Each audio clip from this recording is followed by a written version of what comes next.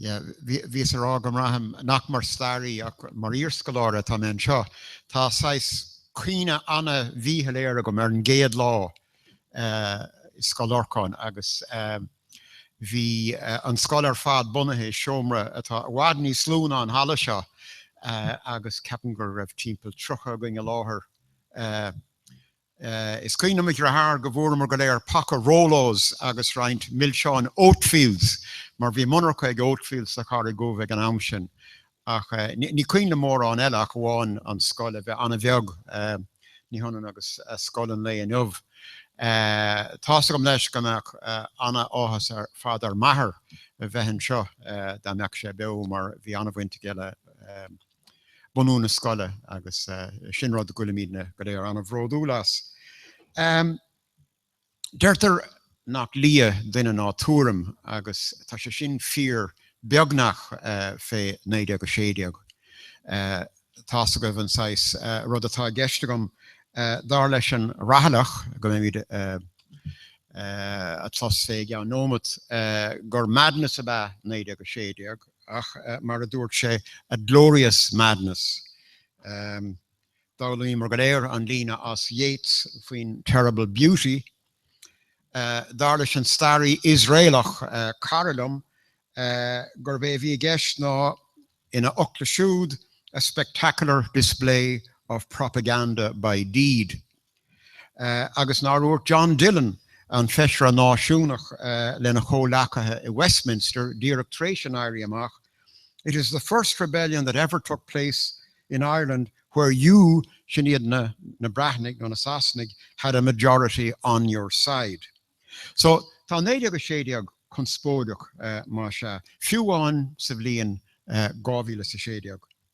Inmh tá down a bhainean unsporádas, tá down a déir gur cheart dearúdaí ana bhar. Tá down a déir gur cheart a cheilúra, agus tá down a déir gur leor i Comóradh. Ach, tá Comóradh de heisar le Brunahansa, agus tá neart bailí le 1970 go Comóradh ceapan go an bailach around an costan seo bailach anna chlichte agus is áling an nascatá déanta idir 1970 agus Scoil Lorcáin. Sílam dá dúrach muinter néide go séide cuairtearing in nuh go meach dímár a faoi rudí agsúla. Ach ní réon dat ach go méidís sásta le rud amháin agus sin é an tidéalachas a chur tús le agus a chamáid sa túl Scoil Lorcáin agus a thugann scoil go dtí an áit ina bhfuil sin is. Nuair a bunaíodh an scoil níor bhéon chinteacht go marach sí, hí na daoine a bhunaigh an scoil a dul sa tans, agus ní raibh tacaíocht úntacha có. Ach dairigh ló agus tá an scoil a dul i dreise a gcónaí agus go leanna sé amhlaigh. sé tá geisteanacht tá an leabhrán a go bh léir ná go mbeadh tráchta going heisir nó bhuair heisir an é agsúil go raibh buinteacha le tréimhse an éirí amach.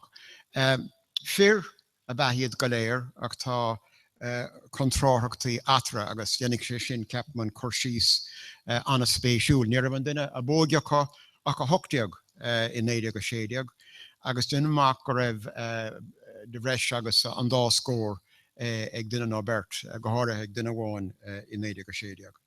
Bhí cuideachas an IRB agus bhí cuideacha nach raibh. Bhí cuideacha gur bhisacha go raibh sé seo planáilte le fada agus bhí cuideacha ná fuair amach dá riire go dtí an nómad déirnach. Láchach duine bháin, maríoch duine eile agus a bhar cuid an drám eile blianta fada in 1970 agus mar sin de. So sé tá gceistin seo ná gaolta na daoine seo a chur in aithne díobh agus le go méid na daoine sin anghaolta siúd a chur in aithne díobh. Be sé anna spéisiúil, Sara dos nóid tá Patrick McDermott Colchester le Sean McDermott a hínig an forógra le forógra na cásca a léamh amachtain. So seo go Patrick McDermott.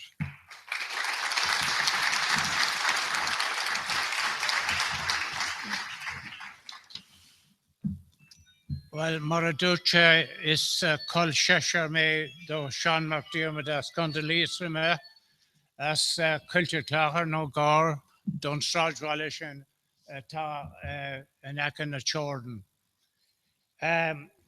Súlagaí muid na héana inis, súlagaí muid na héana inis mar óglaí ag dulas deach san ard ifig an luan pásca starúil sin 100 bliain ó shin. Beidir gúil sé deachar é sin a dhéanamh ach is dócha go bhfuil tú agin don na daoine a bhí istigh an sin agus go calmacht agus an clógacht a bhí acha agus ag an bíorsa go háirithe nuair a bhí ar teacht amach agus an forógra seo a léamh amach don náisiún ómláin. Anis tá sé léamh agamsa 100 bliain tar éis sin agus tá a lán den fíorí céine an anis agus tá sé fíor anis mar a raibh sé fíor ag an am sin. Agus mar is óldíomh anis tá éireacht ar siúil anis forógra nua a leag amach a bheith arúnach don tucaí atá amach róin an seo. So mar sin léag me amach mar a capim go léamh an pírs amach go finneúil in ainiúin nach raibh sé le clúisteáil ró ada uí amach an sin. Tá méid súil go méid sé clúisteáil go sa léir a goibh an ocht. So anis tusaíam.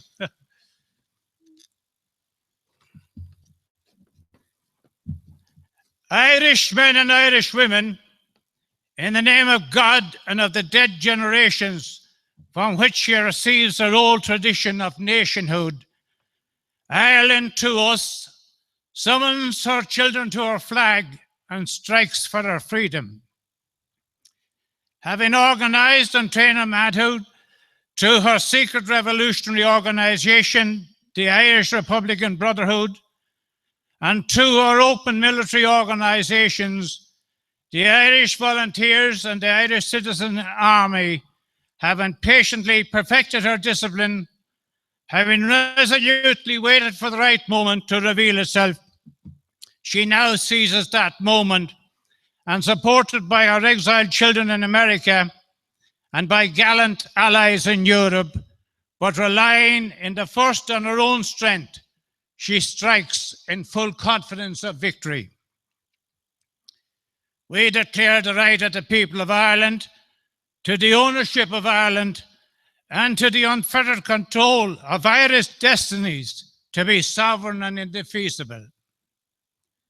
The long usurpation of that right by a foreign people and government has not extinguished the right, nor can it ever be extinguished except by the destruction of the Irish people. In every generation, the Irish people have asserted the right to national freedom and sovereignty. 6 times during the past 300 years, they have asserted it in arms. Standing on that fundamental right and again asserting it in arms in the face of the world, we hereby proclaim the Irish Republic as a sovereign independent state, and we pledge our lives and the lives of our comrades in arms to the cause of its freedom, of its welfare, and of its exaltation among the nations of the earth. The Irish Republic is entitled to and hereby claims the allegiance of every Irishman and Irishwoman. The Republic guarantees religious and civil liberty, equal rights and equal opportunities to all its citizens, and declares its resolve to pursue the happiness and prosperity of the whole nation and of all its parts. Cherishing all the children of the nation equally, and oblivious of the differences carefully fostered by an alien government which have divided a minority from the majority in the past. Until our arms have brought the opportune moment for the establishment of a permanent national government representative of the whole people of Ireland and elected by the suffrages of all our men and women, the provisional government hereby constituted will administer the civil and military affairs of the Republic in trust for the people. We place the cause of the Irish Republic under the protection of the Most High God, whose blessing we invoke upon our arms, and we pray that no one who serves that cause will dishonor it by cowardice, inhumanity, or rapine. In this supreme hour, the Irish nation must, by its valor and discipline, and by the readiness of its children to sacrifice themselves for the common good, prove itself worthy of the august destiny to which it is called. Signed on behalf of the Provisional Government, Thomas J. Clark, Sean McDermott, Thomas McDonough, P.H. Pierce, Eamon Caint, James Connolly, Joseph Plunkett. Got a míle maith.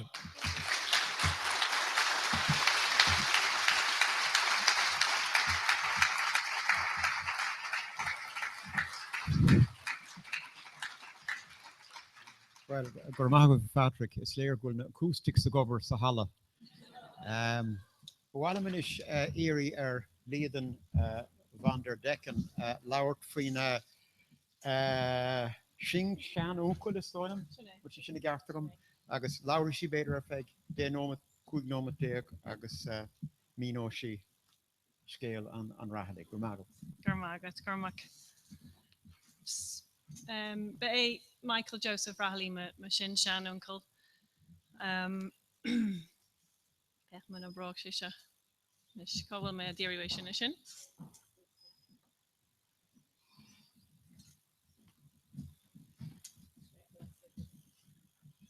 Agus an éon knappa sin, no knappa sin.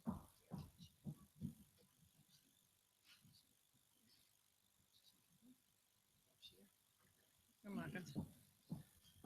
So, bé an tain canara, den airí amach a furbás sa gló, Bei duine dus na bunathirí den na hóglaigh agus dagraigh sé an bailú arm I bin éidir.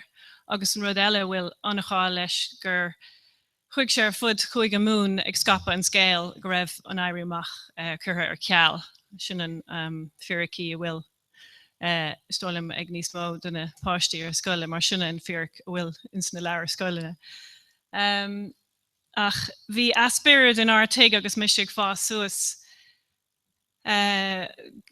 gomórmhór tuisc ma hanmháthair Sheila Humphreys. Bhí an clán anna aontathe bhí clán bhí si donna congracht dá chéile bhí bert trafúracha aige Nell agus Anna Rahalley. Nell bat ma sin sean máthair agus bhí an bert mar bhí na gcónaí maná taobh na fear táchtach agus cuachtach mar se agus bhí Anna a léamh an United Irishman blianta rih a bhí sim ag Michael in rudí políochta agus bhí an bertacha bhí páirt mórcha sa glúisteach ins na fihidí bhí an teigecha in Aylesbury Road chuirdir Ernie O'Malley a bhlach ann agus bhí lán cruinnithe le Éamon de Valera agus Art Gréfa agus an chéad bunú an dál a bhíon na cruinniú go léir a tosnú in atig. Ach bhí ceangal anna láidir idir an trúracha agus dá bhrí sin bhí ceangal láidir idir Mac go léir Mick Michael agus páistí Nell. For afar céile bás nuair a bhí muis an mháthair anna óg, bhí si ceithre bliain díos. Agus mar sin bhí Michael O'Reilly mar sais aharde. Agus seo mar sean máthair an seo. Agus howlan seo. Agus an chéad Greengraff an seo. Na ma hanmáthair sa lár sin seachtain rih an éirí amach. Tá cuma anna dá riire ar aig agus ar aig gach duine. Sinna chu thar dic in aice le úncail agus bhí sé sa GPO le Mícheál Rahalley ag trid freisin. Agus an buachlóg leis an gunna bhí sé na fianna agus sé cleachta an san. Agus sin na cúlcathracha Mac Mick Michael O'Reilly. So dása ar suas mar drathracha mar clán amháin. Bhí caracha agus dhéanaidir an cara roint. Bhí an clán amháin in Northumberland Road agus bhí clán Michael O'Reilly in Herbert Park. So bhí tuisc an cheangal sin is dóilm go bhfuil an spread anam mar dunis mar hanmáthair scéal inig scéal agus misigh fás suas. Agus thug si an tíorgrád doing agus an grád an tanga freisin. So raim raig sin an áit rugach Michael O'Reilly, Nell O'Reilly agus Anna Rahalley I Ballylongford. Bhí siopacha agus Ian Richard Rahalley a ahar siopa beag I gno anna rahúil anna bhór agus bhí sebras anna bhóracha dá bhrí sin bhí fear clisteige a ba agus bhí Alán Sheftainna chum sé Alán rudí. Dá bhrí sin dag sé a bhac agus bert inín le golóir agad na iní nach raibhartha aon obair a dhéanamh dá saoil. So bhí saoil an asaige a bblianta. Bhí sé I clongos agus bhí sé stadéir leis an níag sin in an old Scoil im le lia.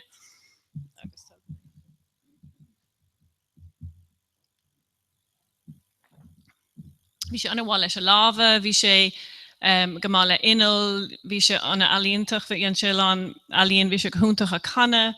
Dhéan sé troscán le aimimid dalam sé sin ó ahar. Agus seo rud I ghair sé in Airclin an Gaiety mar Micklein scuig sé anam le scían in ceantas na Síocháin in San Gaiety. Thugad amachchas an Gaiety agus tá sé le feiceáil inis I Kilmainham. Ach te sé sin déanta le scían I capfáid sin in éair.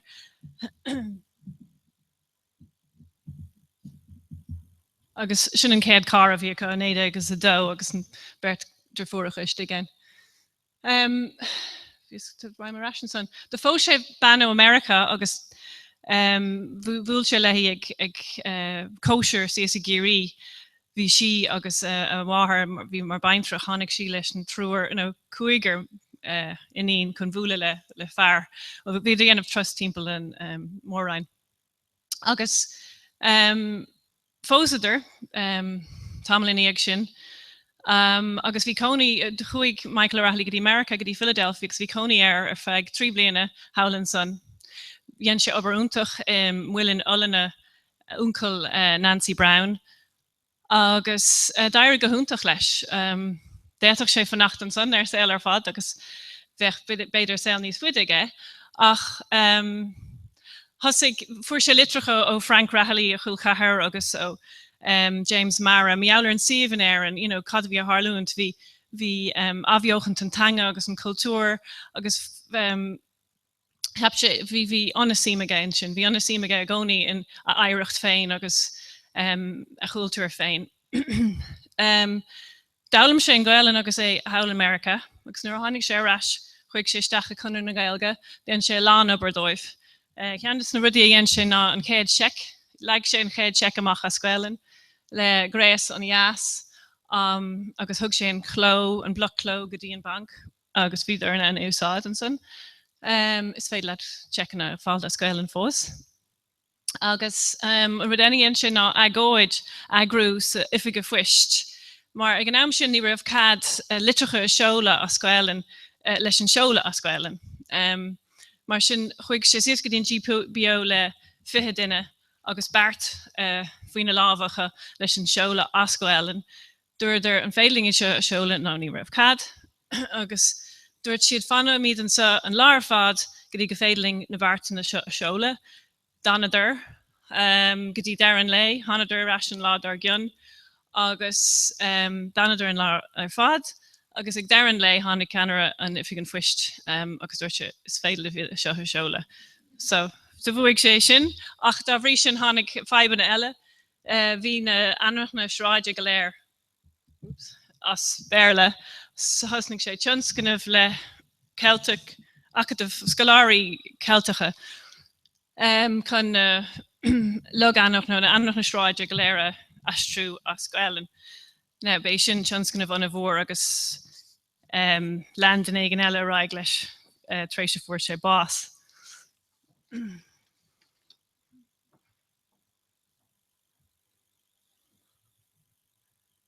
An rud eile gin sé nar tháinig George an chuigú go dtí bhí sé contacht agus bhí brú contacht ar gachtainna fáilte chu ribh an rí d'agric sé the United Nationalist Societies chun go dogadtí go léir le chéile agus agóid dhéanamh bhí gunne an fáiltú sin.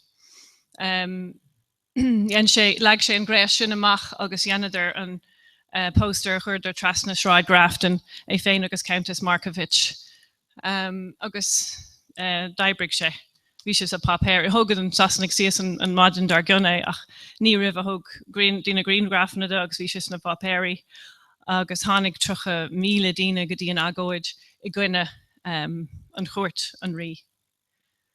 Bhí sé mar banisteoir ar an Clive Solis agus ag an am sin chuig na ihreacha an Clive Solis in ísisiil ní raibhann méid dína a léamh an papéir sin papéir chunar na Gaeilge is a bhí ribh sin. Tháinig isteach mar banisteoir chun an papéir a nuachan agus bhí seachtainna cheannaige an tamar fad. Ag an am sin dáil si sé cúpla altainna in Irish Freedom ará an tain slí go féidling ar nafhlachas a bhaint amach ná le arm, chaithig míad arm a bhanú.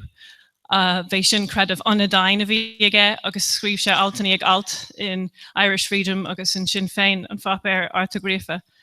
Ach bhí is aige charta bhí ar dína níos cáúla ná féin an seft sin a scape. Agus bhí an seft ag dína eile go maith. Agus é mar banisteoir ar an Clive Solis dúirt sé ceantas na seftainna bhí aige ná dína cáúla áil agus altainna a chur isteachchan san papéir leth na dína cáúla seo. Ribh sin ní raibh an políocht a bhaint leis an chlaimh solas, thug sé an políocht isteach chun níos mó sim bhúscailt in san fápéir, agus dairigh leis. An chéad alt a chur isteach ba é aiseft, bhí sé caint, bhí is ag raibh na tuairimí céine ag Owen MacNeill agus scríb Owen MacNeill, the North began. Agus sin an litir a scríb Owen MacNeill go dtí an rathallach leis an alt sin. Is le marrá go bhfuil sé déanach agus tá Redmond Cangilta tá an scéalaigh gine. Tá bhrí sin de bhainidir na hóglaigh, agus sin an fógra atá le feiceáil i Shráid in Winds Hotel in Shráid an Manisteach.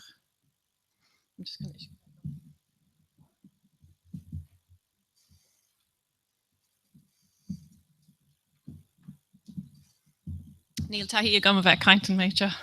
Ina páistí caint a gcónaí. No, tá mé léimt inis. Tám chun léimt a raibh gá bhbliana go dtí an éirí amach é féin. Tá sig beag nach gatainn gur chuig sé mór timpeall na tíre ihe sacharn na casca, dánach casca tháinig sé bhaile déanach tar éis 20 uair a cloig ag tomán timpeall na háite scapan scéal go raibh an éirí amach curtha ar cheall. Tháinig sé bhaile chuise chuile, chuise sé maidin ar gionn Tháinig Desmond Fitzgerald go dtí a tig rá tá sé dul ar aig. Bhí sé agus Owen MacNeill i gcuine an éirí amach. Ní raibh go leor armacha, ní raibh an am ceart, ní raibh go leor takeíochtacha, tuisnar tháinig an takeíocht ó an Ghearmáin. Ach bhí sé gcónaí bhí heasta goig éirí amach a dhéanamh ach ní ag an am sin. Bhí is go díreach cad a caiigh sé déanamh bhí ar dul. Dúirt sé dhéan me na bhuachalí agus na fear in sna hóglaigh a tréáil, thug me gunaí dóibh. Tá an tuairim féin céine is a gomsa atá ag an chuid is mód na Canarí caiigh me dul. Agus síos leis go dtí Hallan Saoirsigh thug anó siabdó in san chara bhíocha agus bhúil se le Countess Markovich agus nuair bhí sé caint lehí dúirt sé, this is madness, but it's glorious madness. Bhí fánn tride in san fearse freisin. Dúirt deireadar ar anó an cara agant an san mar bhí sé úthad an chun na arma umpar ó na garrisons de friúla, so dag sí ann é. Ach ní fuair sí ríise. Ar an dara, no, an tróna luúan casca chuig a drefuair síos chuig a rathalaí dúirt duine me hanmháthair an scéil seo go minic dúin agus chuig sí síos chun rá tá gachtainine de gcuine. Níl éon takeíocht ann, mar ag an am sin capitar nach raibh ach an GPO gatha. Agus chuig sí staach sa GPO, nuair a chonig sí an spirit a bhí sa fearganmh, an dóchas agus an atmosfér úntach, ní raibh sí an éonrad a rá, chas sí timpeall agus chuig sí a bhaile. Ach an ládar gceann chuig sí CSN chuna bhacha thuirt a bhaile, ní raibh fear céile fuair sé bás na blianta hin, bhí rathalaí istigh sa GPO agus chuir sí cheist dúir sí an Piarsaigh an féidir a bhacha thugant a bhaile, mar bheith sin an 10 fear atá gin in ar clown. Agus thug Piarsaigh Dick Humphreys chun taobh agus dúirt sé éist. Tá spáin tú doing go bhfuil tú tiltanach trid, tá sin aráis, is féidir le dolanis. Ach bhí sé ar buile tháinig Dick a rais an céad láí ag sin.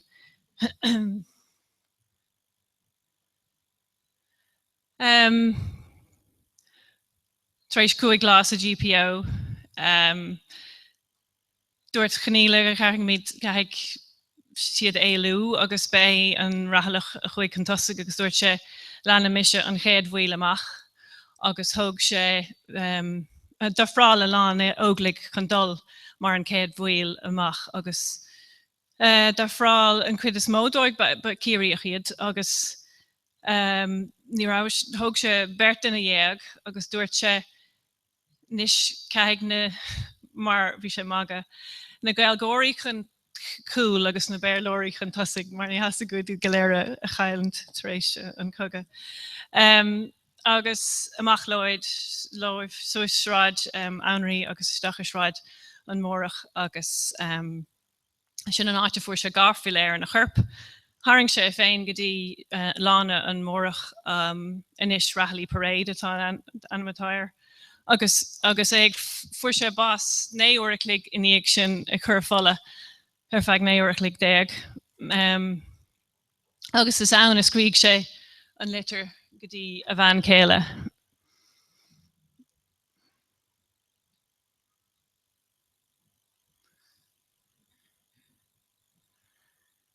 Seo má hanmáthair. Duine si an scéal go minic doing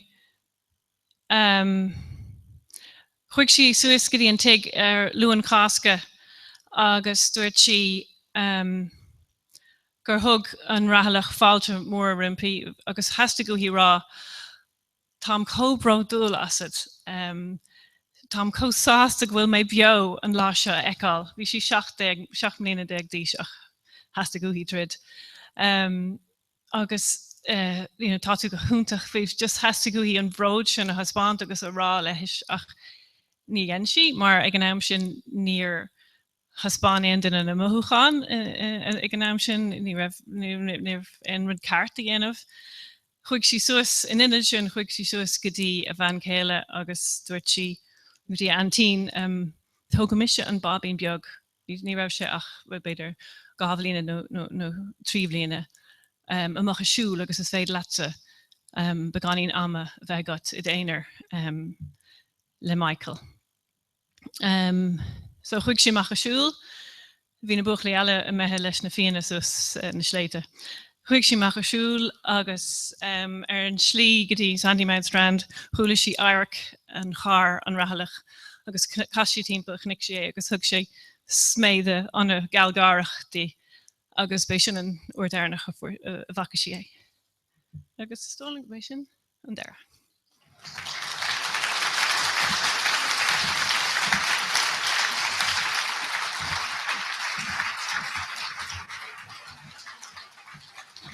Well, gur míle mágad fi sin go húntaach.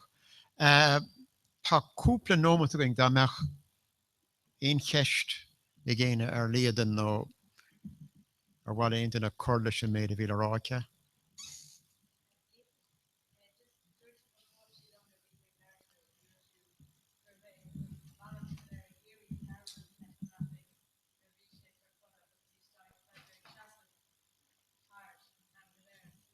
Sin scéal atá, nach raibh cad bhíosacha gur bé tháinig atharcar agus nicadar chuirt agus dúirt storm an fear vís a chuir leis ó ní féidling dul chuige. Mar bhíosacha gur bé duine táchtach agus bhí sin níos fusa é agan san son ná an phobal san son é bharú. Éon cheist eile?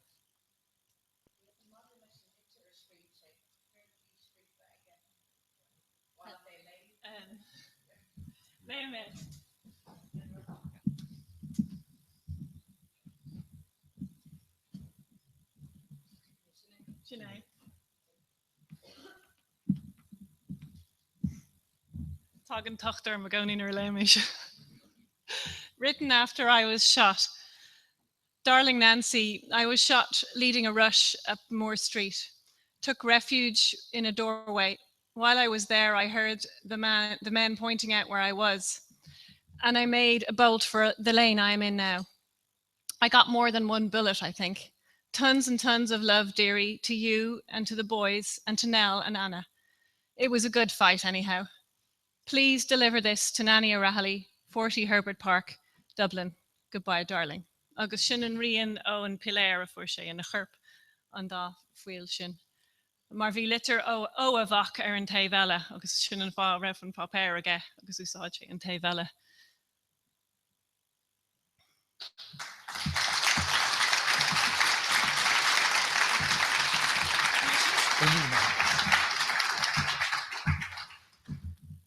Goravina market. For Father Manish, you're John Holohan.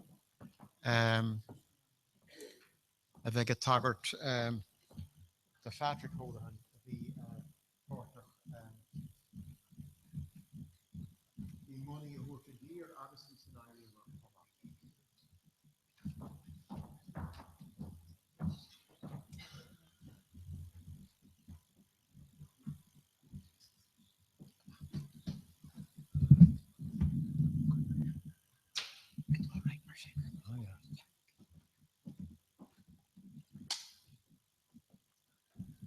Well, hug on third watch there, Current up to Lord Lesnar, Parsties to Scoil, Mariola on part of Glach Maher, Paddy Hoolan, scenario mock, Nejok Shejok. August, show 3 pictures of Maher. They show in St. Fianna, August, Yesh, tourist Nejok, Dada, no, Nejok, fair Shane or machine, August, Nejok Dada. It's Dada Hain, Dada Do.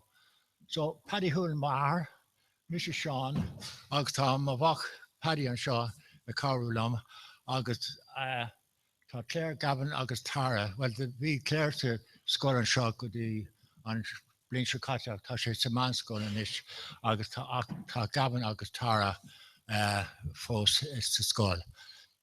Now, Rugag Marahar, Sablin Okjug, Noka Shocked, Banya Clear, August, Cabin go quick shake go Scully Connell. August Bader School Model School Marlborough Street. Neil Station go Kinte all is green. It's an Scully Connell. Well, Brora Christula be in a mon August Kurshichin along Tiergraw in a party August to be on a bhí an brodacha as bheithin airnach agus bhhailo agus de bhún an brathir dóibh nafsplach na hhéirna a bhaint amach. Now, nuair bhí sé in éideach dóideach chuig sé isteach in sna fianna a bhainigh ag Countess Markovich mai clia Bonnig Bolmar Hopton a made first a couple of blian river sin. Agus it's an fina aulam she lawn mariolar siduracht agus vi kaidan on order parson the kaidan order on order parson the agus milita avuna ka in Sanfina agus the viator clachte le armni agus kuder sus na Slater and Jared Shockton a kun Uzi a clockta doing agus coca fe mas na tira show a picture agus to be Trahariga Gary show her and show and play agus tape here the ta Grahar Gary to be Gary you're gone in you say to now a goblin the captain you say to now Vishay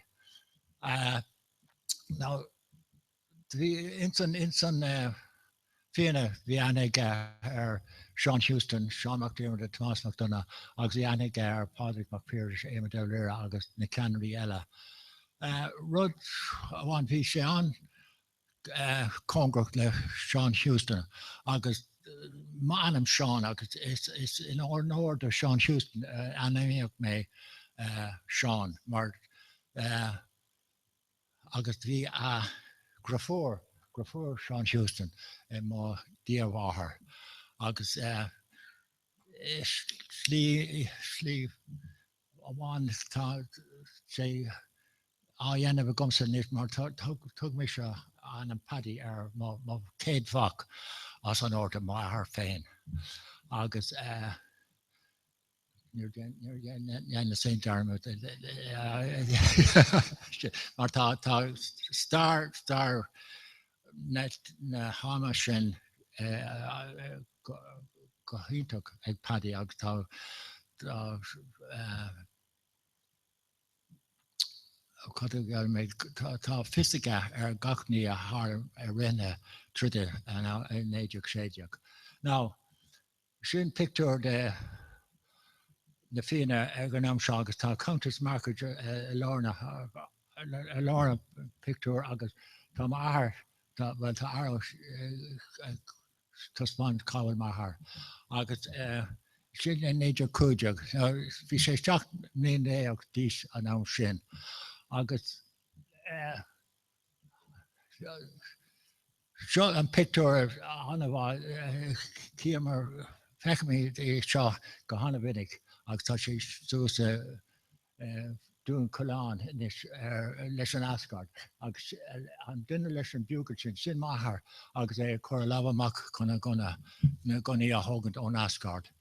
Ná go ná sin de cúdar amach siúldar amach ar marseáil siad ó bailachtaí amach gotaí a bionéidir agus dúir mé ar na scoláirí sa scoil 10 kilometer a bhí sé ó bailachtaí gotaí bionéidir agus 60 kilometer tá agus ó Carrickdubh go bailachtaí tá 8 kilometer ann agus ní higamid beidir 2 uair nó 3 uair marseáil amach gotaí bionéidir agus bhí ar maithar agus duine eile Pendergast is ceapam gur bhanadó. Bhí an dúilgus ortha siúd réis síos cé na chala gotaí teach solas bionéidir agus nuair a chunadar an ascard a teach mar hímpel an dá bhíidir bí ar maithar héide an buúgal a héide agus go tháinig na fianna agus na hóglaigh síos chuna gunaí a thugad ón ascard. Ná nuair a thugad sin de marseáil siad a reis go bailachtaí agus dúirt maithar ná cé go raibh tíorsachartha ag teacht amach ní a bhéon tíorsachartha ag dul reis go bailachtaí mar bhí na gunaí fearacha ina lábhacha agus ní gunaí bréagar bhí chu agus bhí an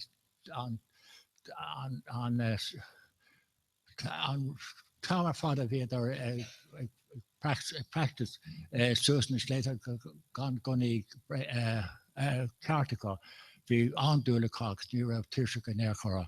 Ná hanidir teach gotaí concord le clún tarmh agus chuirg stopló leis an arm agus nuair a bhí na canarí ag leabhart leis na Saidúrí agus na Pólíní bhí aglartha go tóghaigh na gunaí ucha agus de thugad ar roinnt gunaí óna thuglaigh ach an chud eilecha ag taobh hirdin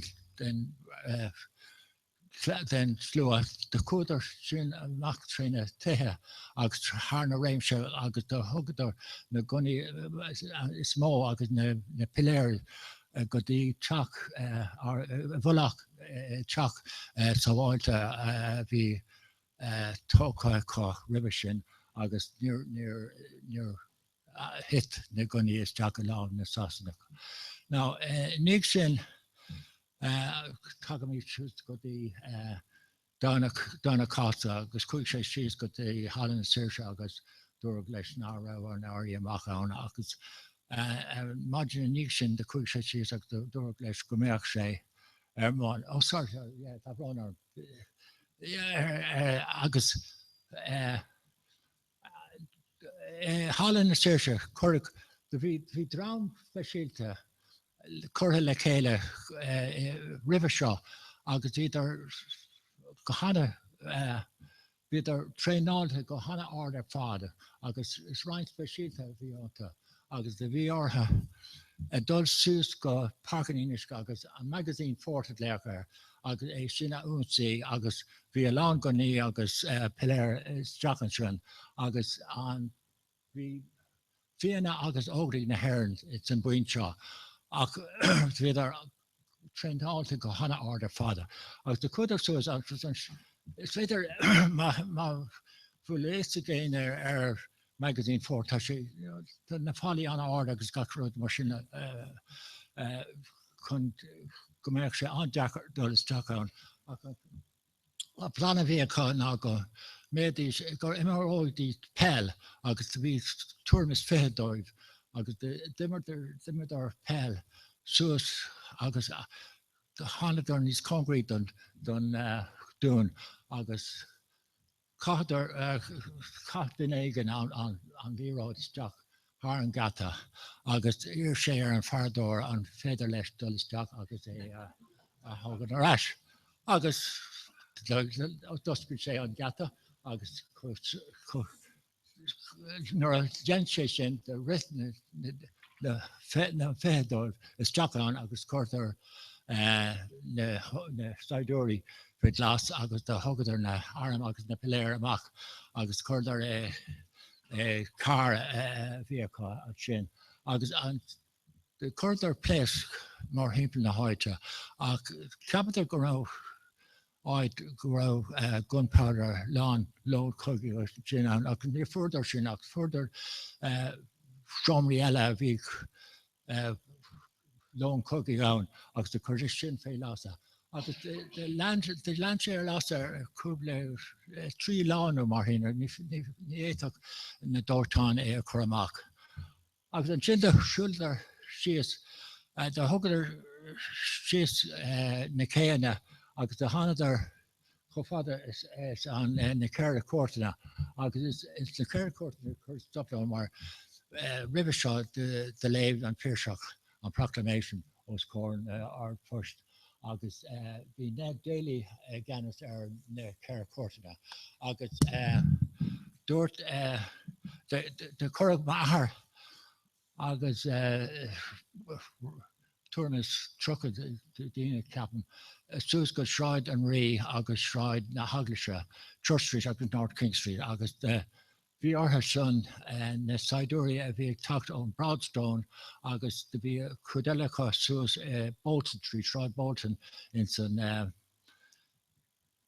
MIT a bhí suas an sin agus de bhí ar sinna tríd agus bhí tríd an íoch fear a fáidir mar himple na shráid na sin shráid an agus agus an shráid na rí agus dearn daoine taobh mud de Mount Street Bridge bhí an tríd níos fréachfar bhí a cófiachfar sin san áid seo agus is teach déirí tí an áir a bhí an bhí gátigh le chéile an agus is an sin bhí mar athair ag tríd agus is cuimhne lom chospáintum an teach sé tá sé imimiseach tá an ród an mhór ar fád an inis ach scéile amháin dúirt sé lom ná go raibh an seachtain dusach na seachtainna bhí sé dorcha go leor agus bhí na scanal híos ar na taithe mar sin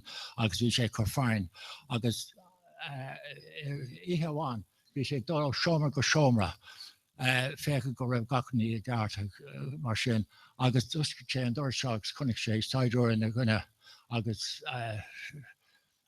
raiflecha armacha agus dúir sé lééis sé ar an arma chur híos dé chuir sé agus scuil bathar leis agus mar scuil sé bhí glunne a brise tiite mar himple na háite mar go hána bhí thosaigh agus bhí sé lech féin. Nis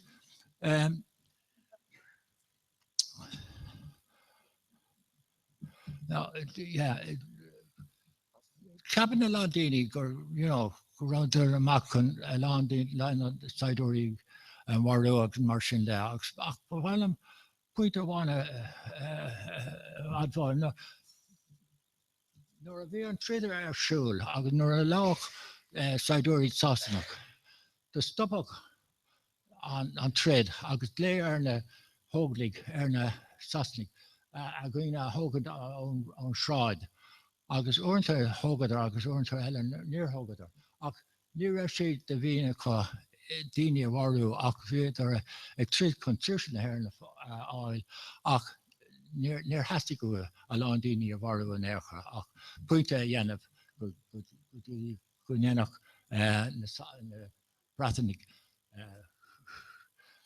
Saoirse a thuirteáin doing. Now, I rinne seachtain sin, bhí Canara laughing gannis an drama bhí is tarach sé agus mar hímpel sin, agus the lách é sin agus in áid de chorach mar in gannis, mar Canara an dún bhí mar hímpel na háite sin. Agus an Saharan, the gael an Pirseach dun na Sasnig.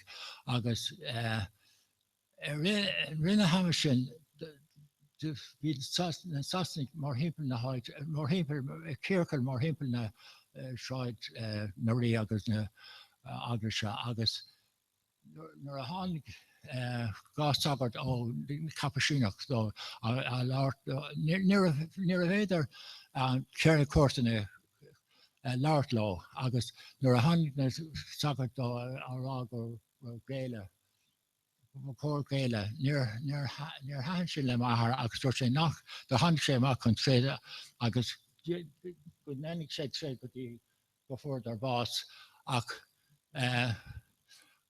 ní géalaigh sé go dtí gur thóg an Pirseach ordú díreach dó. Agus bhí sus cogn dénta ceapan go beidir go na scéil. Ceapan gur beidir an féin tus cogad go bhána bhí an ó tuairmis 7 clog an Saharan go dtí 10 clog an Domhnach. Réit socrathe có leis na Sasnig. Agus an Domhnach do tháinig na Harcha arás agus bhí an litir seo ón Pirseach ará le géile. Agus is simúla bhí gá litir scríte ag an Pirseach gan am seo níos. Mar bhí an ceann seo agus tá an dátain sé an trochú lá an céad litir scríte bhí an dáta a feithean éo lá ann. So ceapan se gur maithair an dún dearnach a géile dun an Sasnig. Agus nuair a géile ar de handar amach marsáidúirí agus siúil de marsáid siad sios agus de thugdar de géile ar sin do Canara ard Canara Taylor an Sasnach a bhí gannis ar na saidúirí mar hímpel na háide sin. Agus de thugad ar de bharsáil siad go dtí an Rotunda agus tréis cúpla uair there's de bharsáil siad suas go dtí dún Richmond. Tá inse cór conca inis, well tá sé imhenis ach tá sé conca nach go dtí an prisún Kilmainham. Agus de caithad ar cúpla láin sin agus seanda thugad ar sios go dtí an chala agus de chuirdar go dtí an Brattonvig Knutsford dús agus an son go Frangach agus cá sé cúpla mé Frangach agus bhí lán bhí 6 ollscoile bhí Frangach mar dálam si gaiige agus de star agus gachród mar sin bhí Shanti O'Kelly agus bhí mar sin Stockton san i Frangach agus dálam si ceol chana le tríocht agus an tanga féin agus nig sin de tuairmis dearfórn mar sin de tháinig sé arás go baileach lia agus sin tá sa scéil eile le ach am eile beag bhí an scéil sin a thuirtíh, so gur maith agad.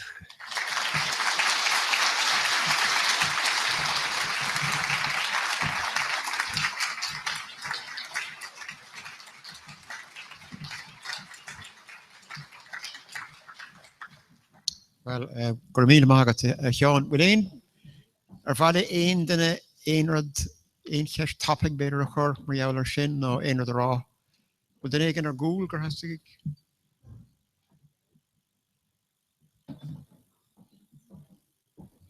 Cearcadó, all right. Agus cuní rééis go gear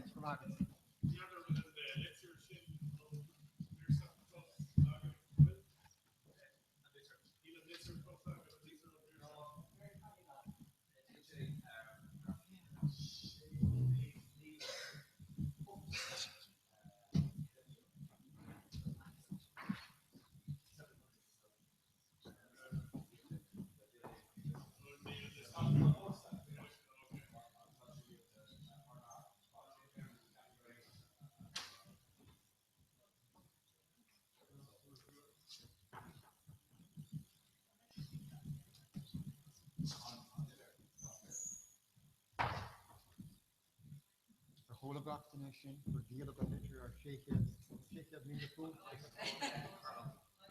Se, nílas go mar chula gachtainna sin ach bhí ceis mar ar an litir a bhí an Scoileán agus gur díal a bhí ar séichead míle punt rain bliantahain gúil sé gine an America, éarnach éigen? Ó, éarnach, aha. Átaigin, yeah. Well, gur míle maith bhí sé sin ar aus agus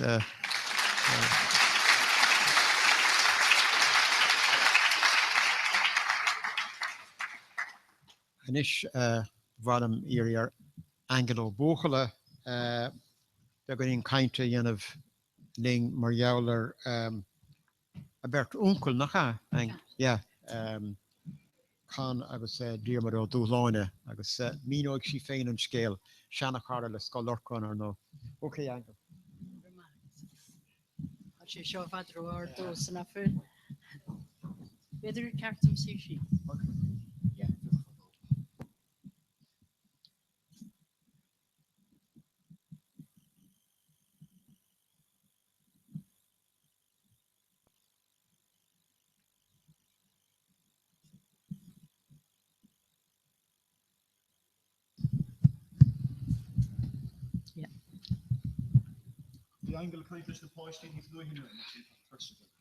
Tá tir siúm agus tá slóachtarm a chuidir sibh suaslim. I thank the goodness and the grace which on my days have smiled and made me in these Christian days a happy English child.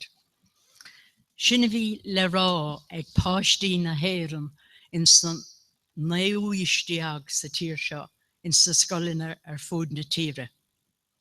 Agus is mar sin a chuireadh scéal néidir go séideag agus cogan na síorse as mo cóirse sa scoil ar cóas a gorcaig, scoilíte a bhanig muintir híine na driféiricha éhanna agus máire na cíine.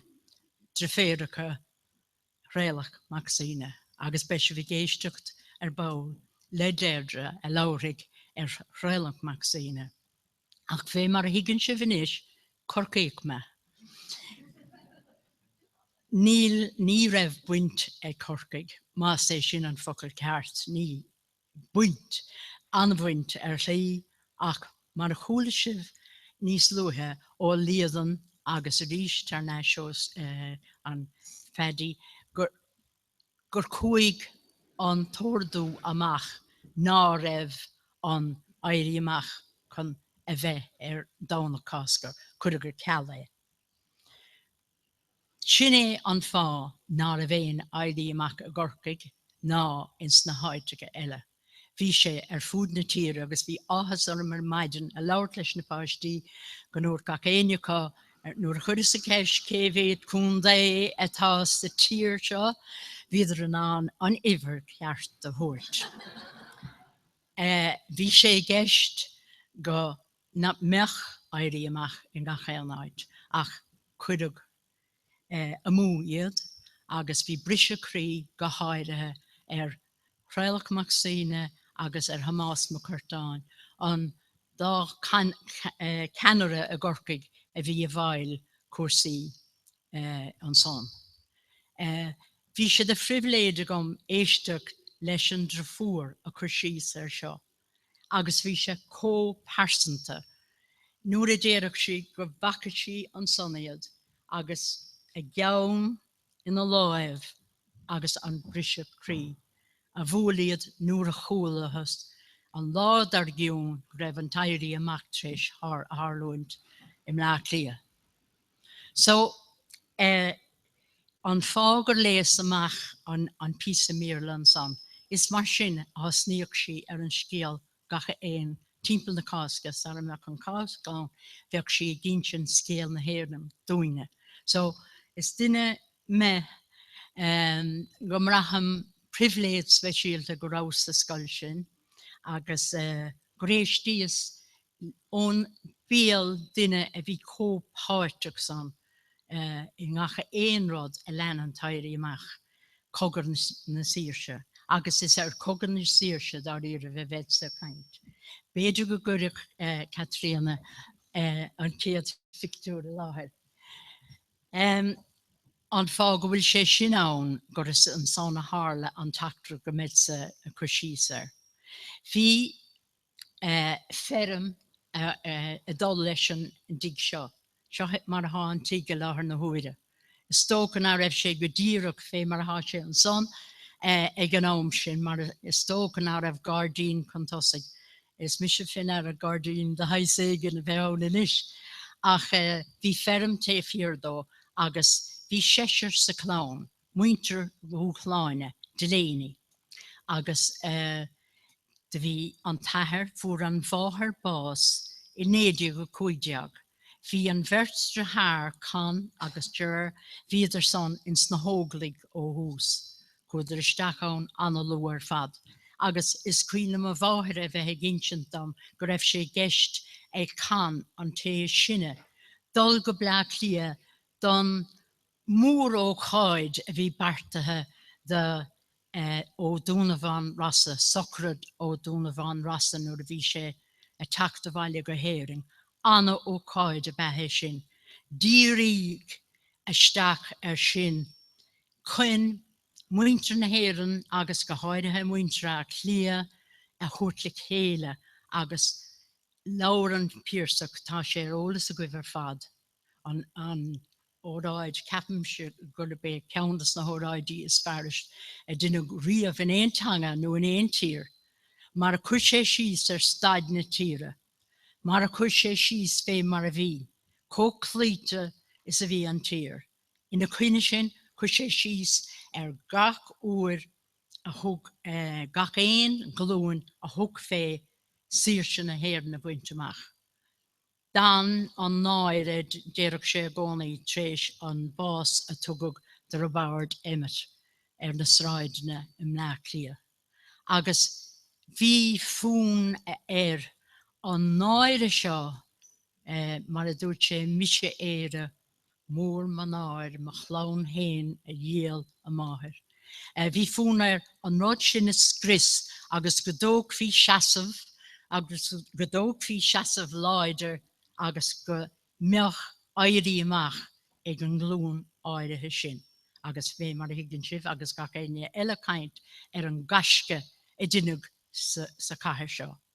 So is féidir leat a haulú chun sa bhrá gach éine eile is do cúnta eile. Nú ná raibh áirithe leo san éirí amach a bheith acu. Na cuine sin bhí mar is óildíomh go léir chuireadh na ceannarí chun báis, na ceannarí mleach lia. Bhí na ceannarí a gorcaigh an pe méid aram agus ní mór a thuirt isteach go dtí an tasmog. Mar an bhfuil lehanana goibhar corcaigh is tóca go bhfuil, tá corcaigh anna chailú. An déanamh atá corcaigh, tá sé fé mar a bheith sé stigin leann. Agus cynnig timpléir ar fad.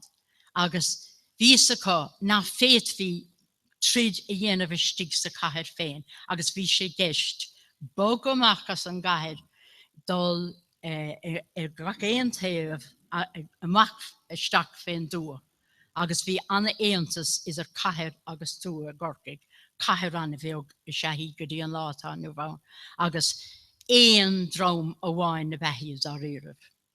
So, nóin, nuair a fuairithas an scéal amach, bíonn deire leis le héana éirí amach a gorcaigh.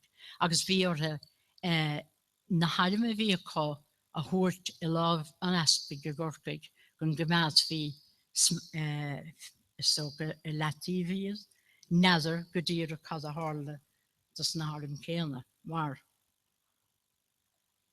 Bhín é ceantas na Baibna is mó, gan áras. Bhíidir I tríd a gcuineh sasna, aram mór grí ag sasna. Aram imprúlacht a bhain le imprucht, agus seo grúpaí beaga gan éon aram. Ní a bhéon teachtar aram. Agus déireach má bháthir a gcónaí lumsa, cuoinige sin a gcónaí. Bhí orinne teacht aram, díreach fé mar a dúirt pedian san ó dhéanamh. Bhí oring teacht aram sar éit bhí éon rud a dhéanamh. Bhín éon céad céime bhí le déanamh agus sinna bhí ar siú inéideag go seachtíag fiú bháin I gcorcaig. Frisiad isteach sa grammar school a gcorcaig agus a thógad a rifle. Nis bhíoch rifle outside in san scoildir ar dearbh chun a haspáint de Mick Lane más é sin an cuisís cartar na daoine bhí sa grammar school seo de thógad ar na Harim Ló. Agus mar sin bhí ortha dul timpeall agus é seo áil. Agus sin rud ná cuioine deir an óh ceappa míad go rád rám go raibh na Harimachá, ní raibh an éair agus seo mar a bhí. Well lean cuasaí a raig agus beag déirde a cuisís níos fearr ar seo ar baill. De duineog ard mhéar a corcaí agus is post an a háachta é sin a gcorcaig. Tá sé táachta go lelia agus tólim gur táachtaí níos mó I gcorcaig é sé sin tuis go bhfuil corcaig beag tá aithneacha ar ghaoine. Agus bhí an a bheas go deo ar Hamas má cortáin an ceanara a bhí ortha. Agus dhéon ardmhéir do siúd in éideag a fethe. Díreachas deireadh na bliana riime sin néideag an néideag. Agus cúil sé isteach, dhéon sé chu dibre mar ardmhéir agus fós lean sé raig saníthe agus mar sin de tréanáil, drilláil agus ag dul ar fud na háite ag gagrú na saidúí nó na hógalig a bhí féin a chóm. Brise go isteach bhí cónaí ar anna cóngracht an áit na tóga go mise I gcorcaig an lingdómh áit bocht go leor sa chathair. Timpeall 1000 amach go an gcathair. Agus de cenig sé féin agus an chlán an siúpa seo in ifir a dahad sráid hamáis dá bhís agus is an son a bhí gnóir siúlaige. De hánig na saidúí sasna isteach in éideag go fethe Márta, néideag go fethe agus thógadar as an nebagé agus a láda ré agus a Scoil a bhean agus a chlán. Agus hagar cormach an sundas na daoine níos luútha caihirirlach agus dúirt sé aber ná raibh mór an tagarta sa maná. Ní bheadh éon rud ann ach go bhhain go raibh cáir na man té fíor de gachrod a bhír siúd gan dátar be. Mar í a gé siúd cé hánig an áit mar ardmhéir ar chorcaig ach tréalach Maxine agus fága mé féad dhéadre láirtar sin. Lean rodí a raig bhíhas déanamh rúthar ar barrac nar IC. An RIC ní gná fórsa fé mar haig in na Gardaí lá tanniu bháin. Bhíidir armtha. Bhí RIC armtha. Bhíidir ann chuin dainionmh de gur meach tlí hasna fé réim ins na caharacha agus ins na bailte beag ar fad. Gan óras tuis go raibh armachá de códar agus dhéanaidir rúthar ar na barrac ar fud na háite chun arm dáilt. Agus sin is mó a bhí chu siúil ré an ama seo. Lean rodí a raig hí tréalach Maxine ar stalcóchris fé mar ar ólas ag gacéine. Agus teacht go dtí deire na bliana sin fú sé siúd bás an fearbocht tréis 74 lá a caitheamh stalcóchris fú sé bás sa phríosún I Brixton na Sasna agus an son duine is an páistí bhí sé simúlar maidin chuisiad ceistar an céhí ardmhéir bhí mar ardmhéir na dhéag. Ní raibh an táim agam graimdáiltear duine is na páistí chun go bhíoh níana díos Googleáil mar táim dóil ar fad ar cuasaí teicneolaíochta. A ceapam ach nílim cinnte gur French a benam dó ach nílim cinnte de sin so is féidir libh. Is sin bheith mar obair bhaile go bhíocht agus é áid machtíí féinnig. Péis go le Dine cuidhá líocháin a gorca gleis, agus bhí ceann amháin a bhí anna íochfar ar fad I Dillon's Cross. Dillon's Cross a gorca gotá anna chóngrach den Merrick, Barrack a bhí Barrack Victoria, an áirde ar Knoch. Agus roiir cocó ar an gaiir ar fad, roiir cocó ar an áid sin, ar muintir má bháthir, agus ar an bheram a cosán ag cé go mídís a drilláil ann, agus a trénáil, agus bhí alum a cumad ann, etc. Ach pénscéile de bhíidir le cheangel marall ar an líocháin áirithe seo. Duine tuairt fé lorí a teachta nuas Summerhill agus maríag rointas na saidúí in san líocháin sin. Bhíidir mar déidim ar buile. Agus ar ihe an tarna lá diag de mí na nolag, thugad ar féin gaiir héin. Ní fés na daine bhí corfiú ar fúd na háide, I raibhéine ar na sráidne, I raibh cad bhéir in na sráidne, agus de dhéanaidir an caiir a gó. Gar áras níor admhíidir ó hús gur dhéanaidir an caiir a gó. Bhíidir a chuireann bhán ar na hóglaigh gur bíad héin a chur an caiir tréhinne, etc. Ach, de hánig an scéal go léir amach. Bhí petrol, caní, fetrol, fácan í go agus bíhas, agus bhí lochtótá na caharach. In anú rá, ná a bhéon ceistán ach gur bhé fórsaí hasna a chuir an caiir tréhinne. An ihe céanna an tarna lá diag ar a dóchlagar maidin, sa tíg seo, hánig siad timpeall 8 mac láraí.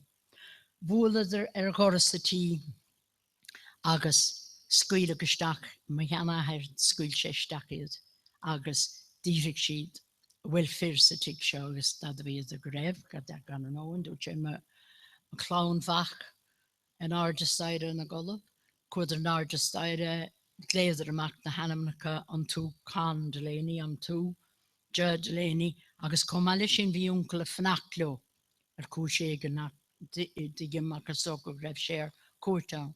Agus dóirdaí gomach as san nabagéad agus lág láireach an son ina seomra féin iad láireach bán. Is féidir libh na cailíní, bhí cahar cailíní sa clán. Is féidir libh na cailíní sin a hólú an ihe sin, gan trácht ar ahar na lads. Ní láireach má bháthar puin ar an ihe sin, mar bhí sé ó galúnach hi go chéine sin. Luach si ó an go chéile, mar hagach dína cúthe chun láirt má jaoléir. Ach, ní láireach si ach féna dratháracha agus na tréthe bhí aá. Bhí an verticá, bhí ga chéine sa tíig, bhí ar a bís goiling a halahú. Is etan rud é ach bhí goiling ag go seanna bháthir agus bhí ag mocheanna bháthirsa, agus bhí goiling ag go seanna bháthir siúd, agus bhí an verticá marachtant le chéile in éon fé mar begnách ag gnám, agus lauridís son goiling le chéile is sa tíig sin a gorcaig hála an ród a bhí cortíanta ar fúd na tíre ag gnám, nuair a bhí an tanga i gemacht. Nuair a dúmpig daine ar a míorla agus go ráidir a fagad sláán leis an Ghaeilge. Bhí dís fé mar a deireach má bháthir nuair a bhí a gcuid crúige á níochá agus áfrimú as cór na tíine. Is Ghaeilge a bheith arsúlaigh an mertbán sé fiordóibh agus iad a scúban na crúige agus níor hiigad riad. Gan áras bhí rein focail agus mar sin dé. Ach de chud hastig uha geléir, nuair a hosnig an boras sa tír, nuair a hosnig an na Ghaeilge, nuair a bhí na timríad al tíbal, agus a grísa daine ahananta sa thuairt den bhíric gur raibh náisiún a gring, gur raibh ar danga héin a gring, gur raibh ar éonúlacht héin a gring. Díanaidir son freistal ar rangana agus is tócha go mídí sé dírig í lauert lena chéile stig sa tig. Nuair a chúsa chun an tig le maithir chun an tig glán amach is tócha nuair a fór 19, mar bhí 19 ar an bherem ag gadéire. Agus bhí an tiglán de Simple Lessons in Irish leis an ahar óna grána gach éon rod mar sinna bhí timppla na háite ag an am agus cífa na marcanna bhí chutha go có féin ar na leabhra son. Ach péisce le bine an ihe sin maríog ar an dort dúr láireach bán. Agus déireach má bhair sin ceandas na rudaí a déireach si rud thug sólástóibh ná greibh sé ag faoisten an násan. Agus dúirt sin nuair a tháinig sé bhaile bhí éide na nóglacha caithfige agus nuair a tháinig sé bhaile, well, if they didn't kill me today, they'll never kill me. Agus mar go raibh leis bhí saidúirí timppla agus go raibh leis dul bhaile sláán agus bhí sé cósáasta mé eabhar sin. Ach ní mar sinna bhí. An fear eile caint de gortaí a géisiúd nó bhí sé lóinte agus bhar sé go dtí an 8 láideag. Is an 8 láideag istigh in ospidéal na trócara a gorcaigh Mercy Hospital fór sé bás. Ach cuinig cad a bhí siúil sa chathair bhí bert sa tig agus iad. Duine go marmh duine gorta go donna agus uncle thugad ar féin uncle comá agus bhí sé siúlánta. Agus dhéanamh ar iireach teacht ar Haggart, dhéanamh ar iireach teacht ar Otharcár níatadís. Bhí gach Otharcár a mus a chathair i dul timp na chathair go bailúna daoine os na tithe a bhí tre hinne agus á dúirt go dtí na hospidéal. So bhí sé go thuhásach aber mar a deireadh ní leabhar má bhaim ach is féidir liom an rud a haulú. Ach péisce le deire is tólim gur ar a 8 clog ar maidin. Mar ígad timppla 2 clogan is timppla ná sin agus gur éirigh lo can a thuirt go dtí an tospidéal ar 8 clog ar maidin. So bhí an teachtain sin ar fadacha son áid fnacht le bás a bháin agus bhí ar an leid eile tá pictiúra go an son agus féidir le fécintear ar bail má spéis le bheith. Is dír a pictiúr don sacred dúr agus sé thugus is stachrid na leanaí nó fé bhí sé san examiner agus an águr thugus is stachrid mar hastigum an ceanna le dhéanamh. Rachad réon rud an victúr agus an rud capimse atá le fisce de a victúr se. Cócasú le blácia fris an éidir amach. Féchar na tithe go léir is féidir le féchar de ar báil. Le tithe féimre bhí catharálainn ach bhí spriste bhí cathair ach bhí spriste comá. So bin mar bhí ina cuine sin tá áthas orm a bheithan an rá chuirigíad ar an relic únbara a gorcaigh tá Republican platán fémar atá lán dus na religí ar fud na tíre agus is an sonnatá siad cura a deanta Tomás McCurtain, Tréalach Maxine agus go leor lór eile. Ach rud bhuailm a léamh ar fex second Siarad Hannes bhuiineann le a bháthar héin. Bhí na chathair chalíní fácha leo héin inis. Bhí an éirim a ré. Ach seo rád a scríomh má bháthar amach. During the fight of independence, my home was used as a battalion dump by the 1st Battalion Cork No. 1 Brigade. I assisted in storing and cleaning arms. Bombs, etc. were manufactured there by men who were engaged constantly at this work.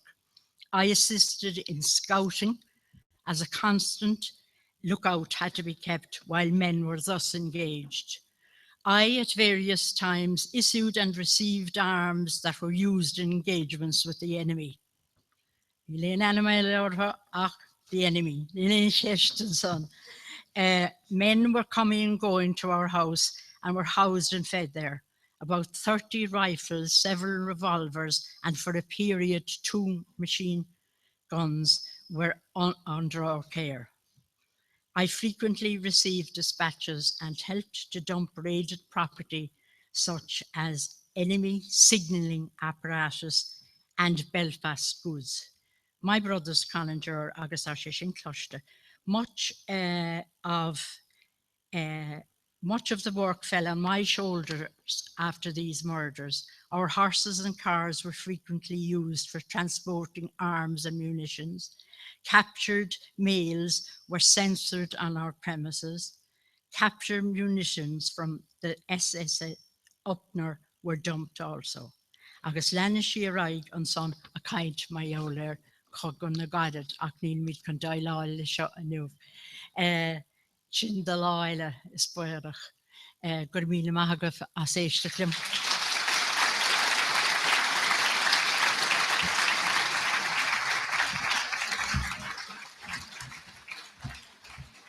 Níl éon ceiste so. Gurmina mahagat angle. Bhí sin goalta anspéisiú ar fad. Arís tá trúr cluisteing tá bertar a le plus fós ach bhfuil éon ceiste géine ad angle. Sarah Morgan Raig. Is fair. Lúna mar ad bháin angle me héin. Sure. Chós bhí an daon áibh. Néide a héan agus néide a héindeag agus furasán agus deor ann agus rud spéisiúil I néide a héan ní raibh gailge a géine sa teilech de réir an daon áibh a cháin ag a máthair. Sure. Ach an néide a héindeag bhí gailge go féintena sa tí. Sure. Gailge agus bíir. Ní hanan san agus a rágrád ar líomh amachchas amach ach sin an fascination ví a daon áibh. An taharú mór sin take Tá sé sin féice den Demlíon. So Arís, gur míle magat. Míle fáilte.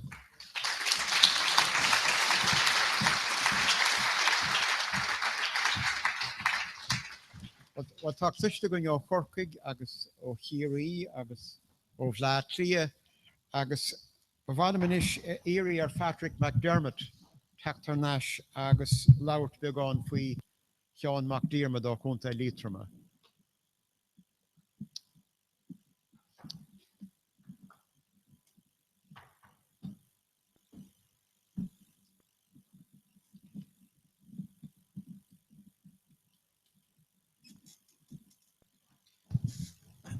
One, two.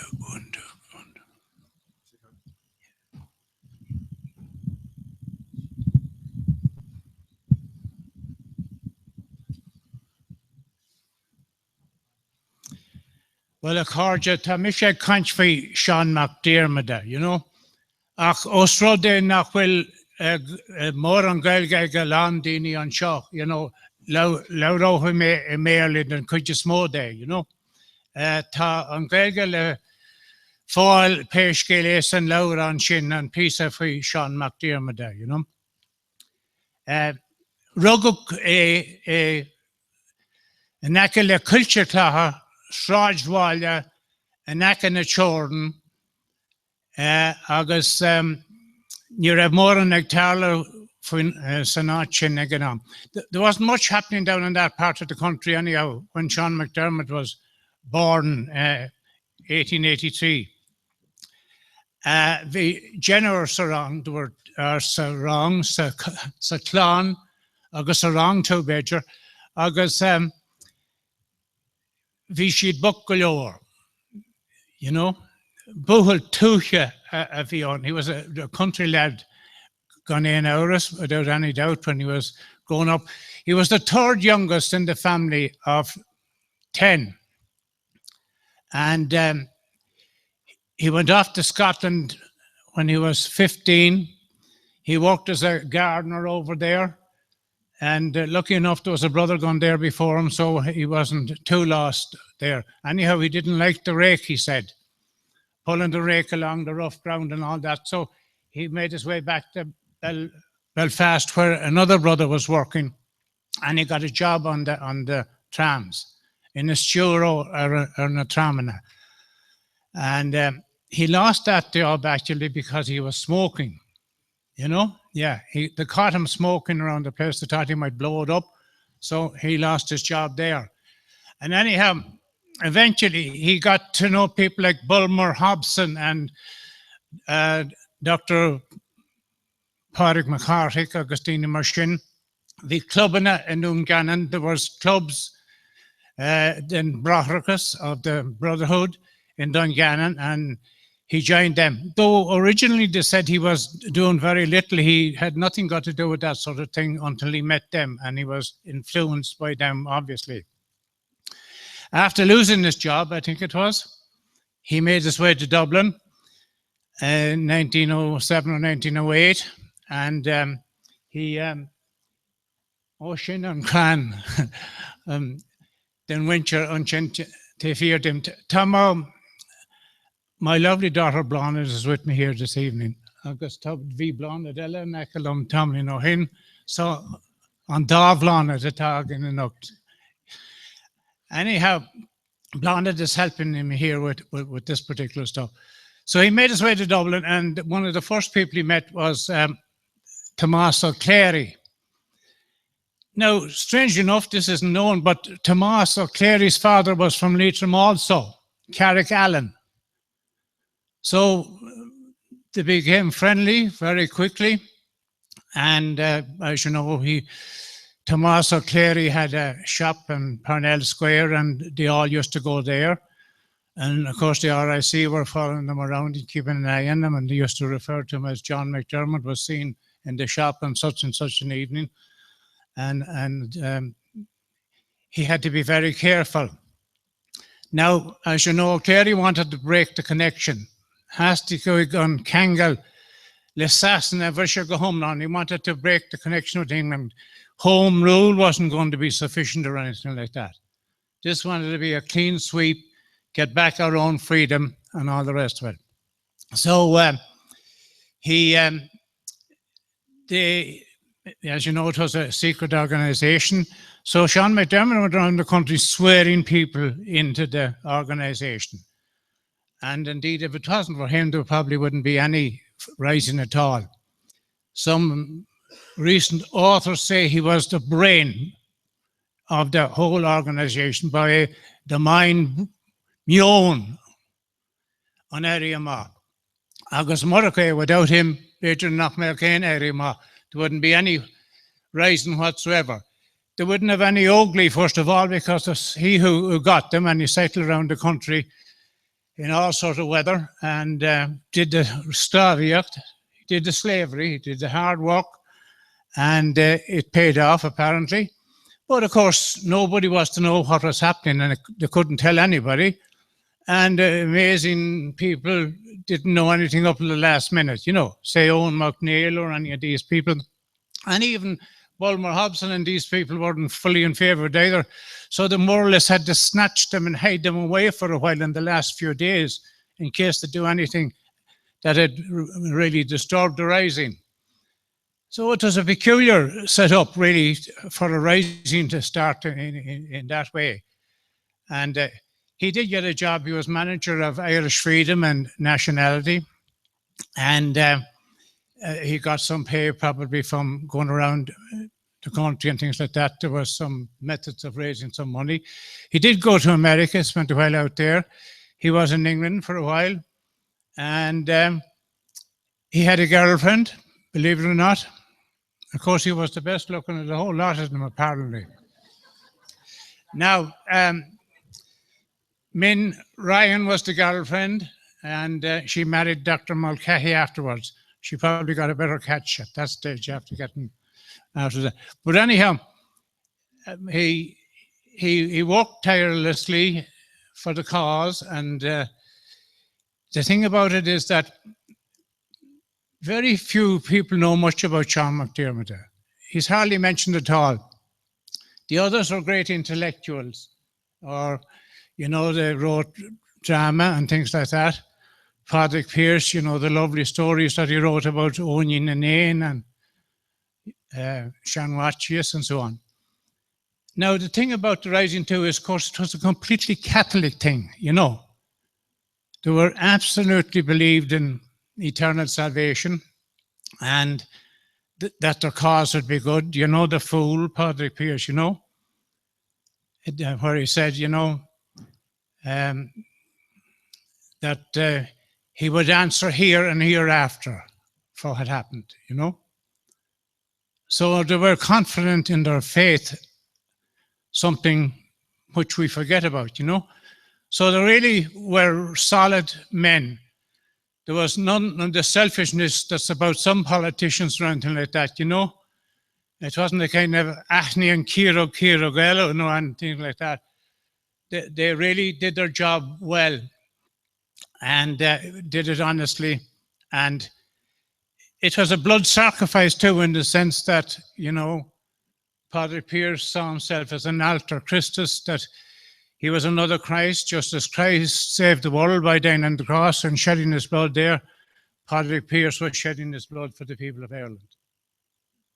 Now, whatever we think about that, it's a very noble cause anyhow. And the Christian religion is about the cross, and it is about the spilling of blood, and it is about the buying back of all of us from the power of the devil, whether we believe it or not. We did one time believe it anyhow. Now, the thing about Sean McDermott really is that he came from a very humble background. He hadn't a chance of getting an education, the same as the others. And there were some fairly tough Tierney Tallowin people around that particular area, and there were some evictions, and the father, Daniel, would have been in the Brotherhood too with IRB, and he was a shoener, a carpenter, and there were great builders also. There were great stonemasons and things like that. As a matter of fact, I have the original house in the original townland called Black Mountain. That's where it came from. So I have the actual ruins of the house is still there where they all came from. And there are letters where some of the earlier family went away to America in the late 90s, 1890s, and were never heard of again for years. And then a letter suddenly appeared that they were living over there. One of them was called Johnny Donald Vig. And there was another one called John Donald. So there was a kind of a mystery about the family there. And even though I was growing up around that area, I didn't know very much about them. Like the Great War, you know, it wasn't spoken about very much in 1916. In a sense, they seemed to escape the famine down in the back part of the country.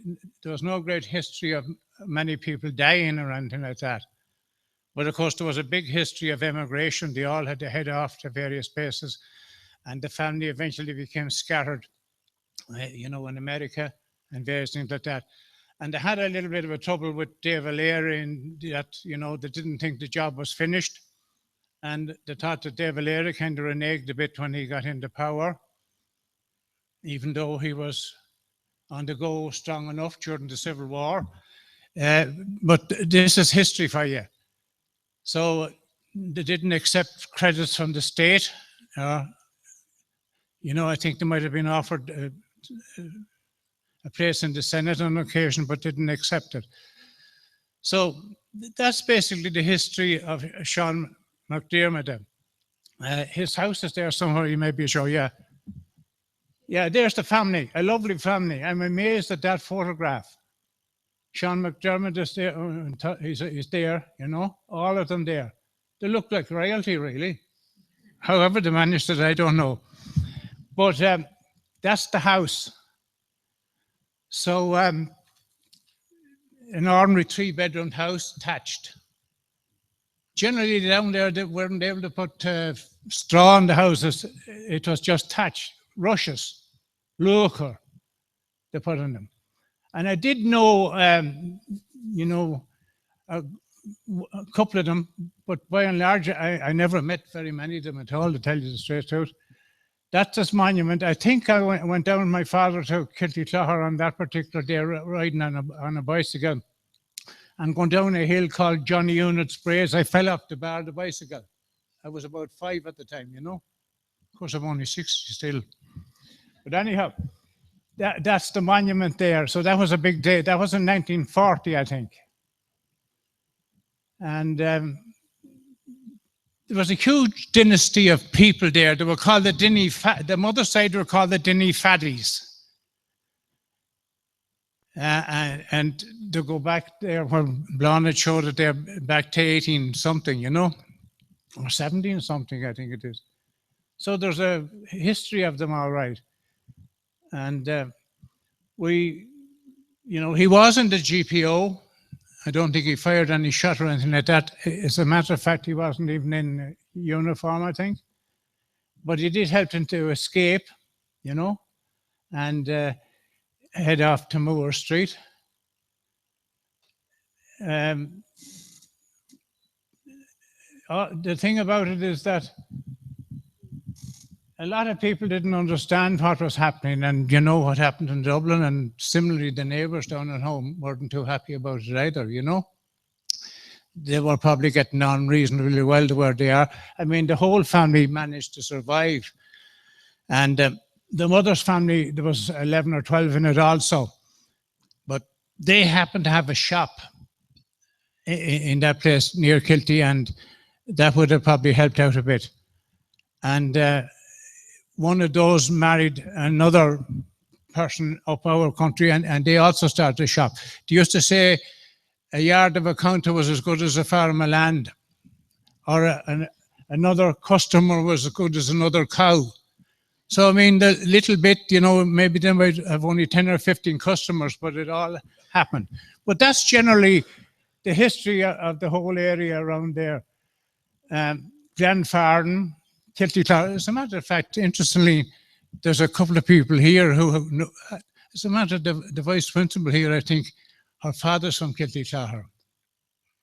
You didn't know that? Anyhow, so I mean, it's not a place that you hear much about, you know. Yeah, we have Sean McDermott Street, of course. We have the station in Sligo. We have, you know, the Leitrim team there, and Park, Sean McDermott, Comóradh and Rusk and Carrigan Shannon. So he is remembered in that sense. But now I think it's a chance to reinstate him where he should have been. That is very more important at that particular than he was. I mean, after all, they were really very clever fellows, all the rest of them, and they had their chance of getting education. So, I mean, even then, some people succeeded in getting an education, you know, well, there wasn't hope for other people of getting any education. And there's little more. I don't want to keep you going all day, except I'd like to thank baill am buíochas go leis an bríomhide anseo.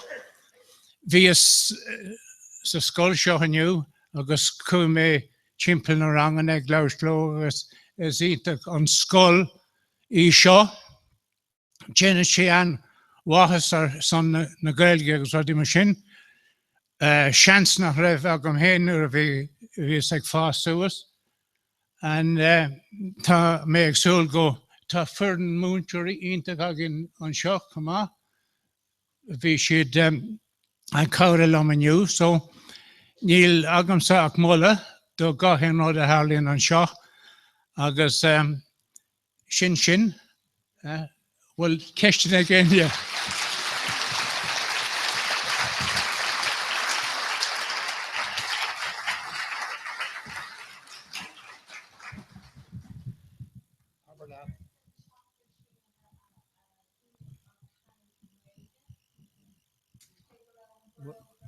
We'll do it on a case.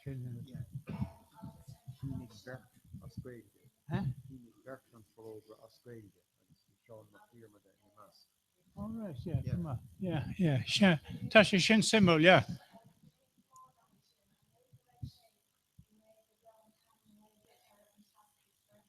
Yeah. Well, you know, by intending a bhí an élge le Sean McDermott, a few new Pearson élge no McDonough no dinner be hella. So, well, down, yeah. Eamon Kant.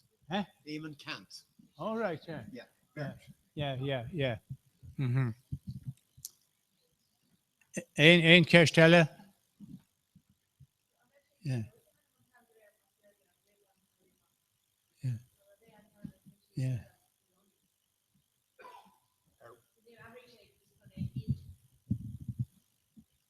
Úsáidse an legan Gaeilge do anam. A gcónaí, Yeah. yeah, dúsáidse. Well, bhí rangan ihe in san nábhsra, sin dara, áitin is gon de cabán, you know, being marga an a bhíhe ga seachtain an sin, you know. Agus cúi sé chuige sin bhí gaige ó gús agus ó magár an tanam a bhí air. So rinne sé éireacht feabhas a chur chut gailge, you know, le bheith trasta le a rangan na mar sin. So, you know, Jerry leis, you know, grain cuisaach dengandal ar an éilge. Héir sé rás go dtí lítram, gur ó vinnig drum créachan, drum seanbó, le na clúní na rúrch agus áitin na mar sin. Agus thosaí sin féin manar ha clúní na rúrch, John N. Dolan an sin féin, bhí tauchan an agus níor éirí lo. Ach bhí cuibhlann de gcónaí, there was a bit of a conflict idir Redmond agus, you know, Sinn Féin agus ruí mar sin, agus cúla sibh I heard an níor ara sin Bruton, yeah, a caint faoi Redmond, a rag or you know, that there was a chance that we would get home rule and so on, you know, even though there wasn't a chance in hell that we'd get home rule, I'd say. You know, it was only all bluff. But see, the real problem and the worst part of it was that we ended up with the Civil War. Wasn't it a pity? Yeah. So the truth of the matter is that somebody, I was just reading there a book there last night, After God, believe it or not. Very interesting book, telling us when we began to think about gods and spirits and all that around 7,500 years before Christ. And that's where it all kind of started, the old idea that there might be somebody out there keeping an eye on us. Not just one, you know, a lot of them, but then it ended up, we accepted that was one. But the thing about it is that a lot of wars are civil wars. There's no doubt about that. Even today, civil wars. We fight among ourselves. Somebody said that the Irish nation, you know, it's the greatest nation in the world and all the rest of it, and that we're the most honest and upright because, you know, and fair because we never have a good word to say about anybody. And so we have our own troubles. We weren't able to bring everything together. So now we have a chance at this stage, as it were, to have a future of another plan for the future and to forget about the mistakes and try and amend things and all the rest of it and forge ahead. And perhaps the next 100 years will see a big change in things. Shinna made it all around them, but I mean,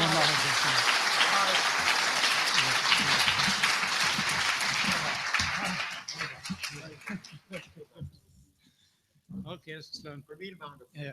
All right, Patrick, agus Jerry here in ish tá Deirdre Bú chun chuirsís gaolta de siúd le ar chahal brú agus réireach Maxine. Deirdre.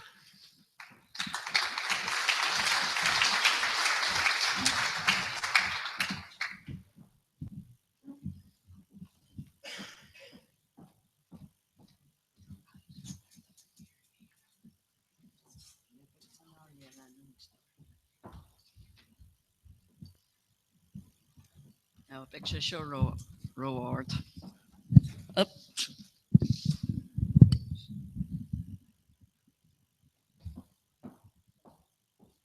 Now, which I begun in reward go full.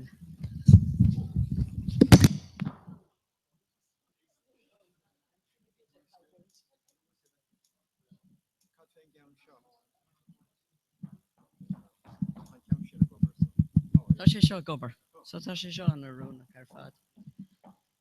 Right, gur bhíle mágah, nílas gom cé go fadas atá gom. Sé dechan a ní.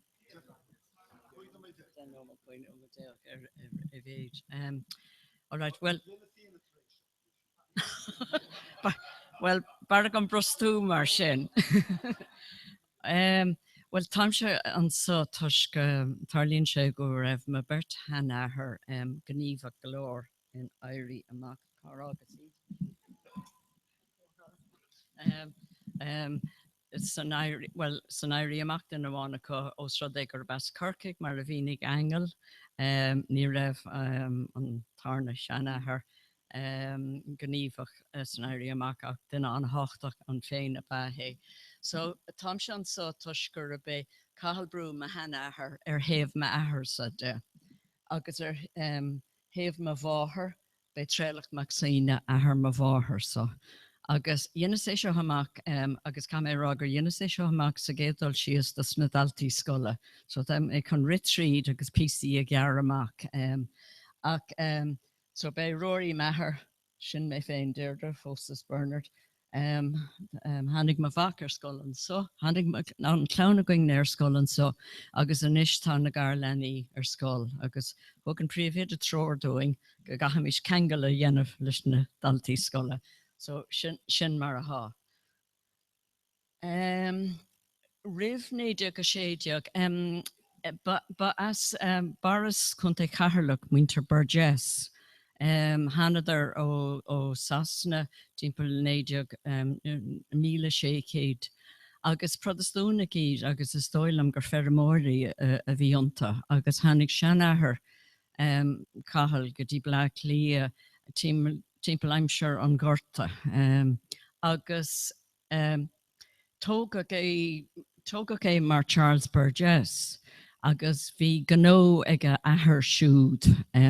De fóstinne eigent catalach agus tógach cahal mar catalach agus bedinne de cehrar déag é.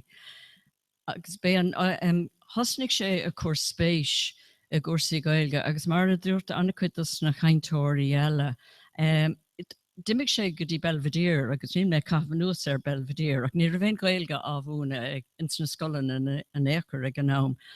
Agus dimmer sé cricket, bhí sé anna gráth an cricket agus an rugby, agus tógach é is ar timplacht mar sin. Ach hosnig sé a cuar spéis satanga agus dimig sé go dtí rangan na gailing a conran na gailge, bhí sé mar bhail de craibh an céitanig. Agus ó héamh cuasaí ibre de hosnig sé cólacht beag a danta Bertra Hard ar a bennam Lawler Brothers agus bhíidir a déanamh agus a díl cuinle das na haglas agus na sé péil. So bhíh sé ag taistil timppel na tíre mad le cuasaí gnó agus a díl na cuinle ach ag gnóm géana bhí sé ag búil bhí sé tosnú ag arcú an IRB agus bhí buinte níos déanaí leis na hógla comá. Is mar sin a bhfuil sé le Kathleen a bhean céile. Bhí siise, hannig siise ó coolar bhí beganín mar a ggéana mar Kingston a bennam dóibh agus as bura chunta fáile de siúd. Agus bhí gnó, bhí siopa réúnta mór ag Winter Kingston híos i bura ag chunta fáile. A chuir sí siúd spéis a rangan na gailing, agus bhí sé siúd a freistal ar na rangan na gailing le conran na gailge mura nuair a bhí cahal a teistil timppel agus is mar sin a bhfuil sé lé. Agus fóstar in éideag a dóideag. Agus lean sé raig ag arcú agus ag tréáil na hóglaigh. Now, just níl mé acu dolisteach PC bioga agus connacht mar an picture seo an asgard hena féin. Thug arscan childers goní isteach agus mar bhí níos das na lení nuair a bhíos istig caint leis na rangana. Má tá sé gceiste goibh dul a tríd cad is scád a bheith goit agus bhíad a goléirean an ará láireach bhfuil bheith goní a tastáil. So thug arscan childers agus is scéal faoi lehééis sin chuna sa dimig sé go dtíon Garamán agus mar sin de. Agus thug sé sin goní isteach go dtí bean éidir trosfada casta ón Garamán a bhí ann. Agus bhfuil na hóglaigh agus na fianna faoi mar a chúlamar níos lua mar bhí is bhain go raibh paddy holna a láthair nach raibh agus bhí bin an pictúr a chonach mar agus réir mar hiigim seo bíad an rathalaigh agus bur mar hapsan a bhí a gceannas na fianach na hóglaigh an lá son. Agus cepas gcónaí gur raibh cathal brua ann an lá agus beidir go raibh. Ach níor thugad na goní fadisteach an lá son go bean éidir agus thugad an tarna látstas isteach go dtí Kilcúile. Híos Gilmantánas an son a bhí cahalbrú agus seantí ó chealaigh a bhí na uachtarrán an dír níos déanaí. Agus just marolalas Steve, hosnig an cé de cogad down the mór 3 lá níos déanaí.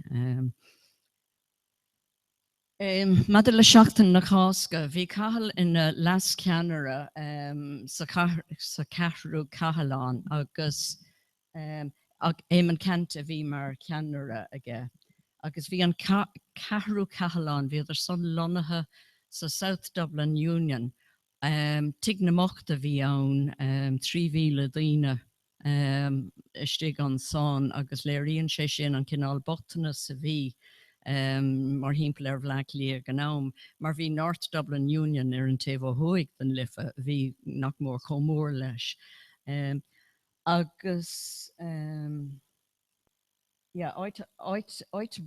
mór a se sé áit na bhfuil ospedéil néamh séamas na léhananta seo. Ná níireadh na fuintí nuaimsere ann a bhí ann ag an nám son. Ach is stig an son a bhíad ar lonathe agus raníidir na háitena in raibh an éirí amach. Mar heasta go thug amach go bhéidir díos sort of stoppa chuir le saidúirí breise ag tacht agus a gimacht. Agus tá an South Dublin Union tá sé garda Kilmainham an áitina bhfuil imime na léhananta seo. Agus ba Barrick Saidori a bhí ann ag an nám agus bhí go leor bhí regiment amháin an son. Bhí sé gar go leor de Houston Station ar a thugamis agus ar a thugam se uanta King's Bridge ar go fáil. Agus trasna an áhan ní roiada utha san áitina bhfuil Collins Barracks bé sin an Royal Barracks. So bhí ba áit maithé ó thaobh go meach Saidóirí tachtas a gimacht agus go méadís an an beidir iad a stoppa a dul isteach sa chathair. Seo é tig na manaltri is trig sa South Dublin Union agus tá sé sin fós ann agus is dóilam agus beag den éigen an anráil ceapan gur bheith sin an áitir bhfuil an Trinity Medical Centre. No, it's áitina bhfuil siad ag ilúint na micléin na dochtóirí ach tá sé fós ann. Agus an son ar dheis má bhecinn sibh an doras tosaigh. Leistigh an doras son bhí an staire seo. Agus bin áit an háchtach ó thaobh an tréad. So ghlach na hóglaigh seileamh ar teach na manaltrí ar an lún an ceithre lá féid, agus bé sin an sort of ceann áras a cos sa South Dublin Union, mar a derm se is siomh cuiseach mór atá ann. Dhéanad ar trid fiachfar, bhí Saidóirí a teachtasteach le níos mó arma dréir mar a d'imigh an seachtain a raig, agus bhíidir an an sort of cosca chorartha.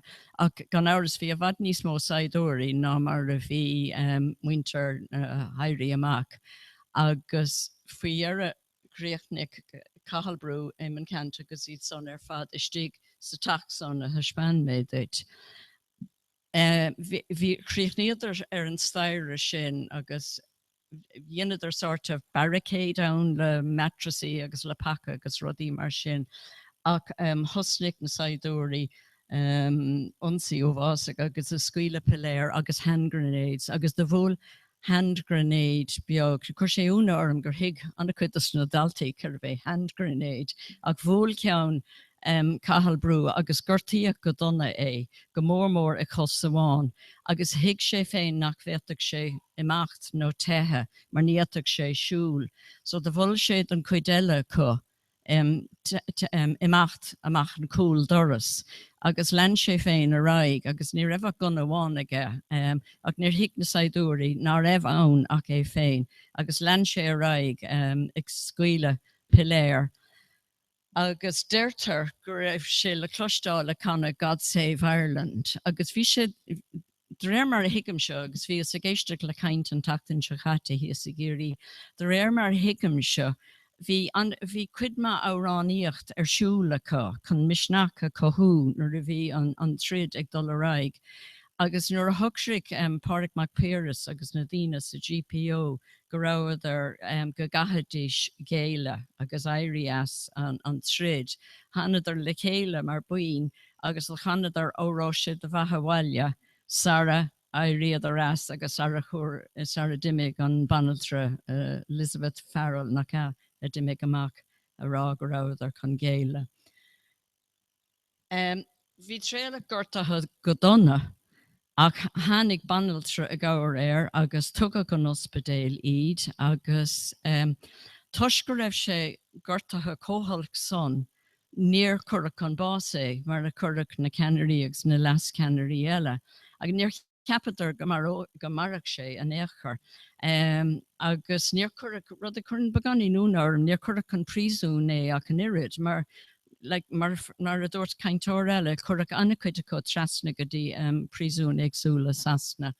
Ach tháinig sé chuig go phléin tréis bliana agus thosnig sé a ríis. Mar nuair a curach na ceannarí chun bás bhí ar daoine eile teacht chun cín agus feimú mar ceannarí. Bhí sé bacach as son go dtí deire a héal agus bhí ar batasú loide úsáid a gcónaí. Len sé raig mar derm agus dagraigh sé cónasca idir an IRB agus arm cahard na hhéireann si sin an Irish Citizen Army a bhí bunathe ag Connolly. Agus bhfuil sé bunreacht poblacht ag Garda sin féin in 1970 agus ghlacha leis. Nuair a bhuaigh sin féin Oltáchán in 1980 bhí cahal capathe ar tufa de Fort Láirige. Agus is sin a bhí mar cathaoirleach nó ceann cóirla ar an céad lá an céad dáil sa Mansion House in 1980. Agus is tá buin cuisigh beag daoine ann. Bin an pictiúr a tógach an lá son don céad dáil. Agus tá cahal brua chun tosig a lár bail. Agus an cúscúil an méid daoine tá ann có beag son, ná go raibh anna chuide có i bríosún thar lár. Agus tá sort of lárán Comóradh a chuireadh amach 2009 nuair a bhí a Comóradh nócha bliain don céad dáil. Agus tá na henamnacha go léir lúta agus chuirc sé únairt an méide chu a bhí faoi glas ag álamh. Ach bhí cahal brua. Now, in mí a brán tá ní lisa go bhfuil sé an son tá sé go deire ar fad.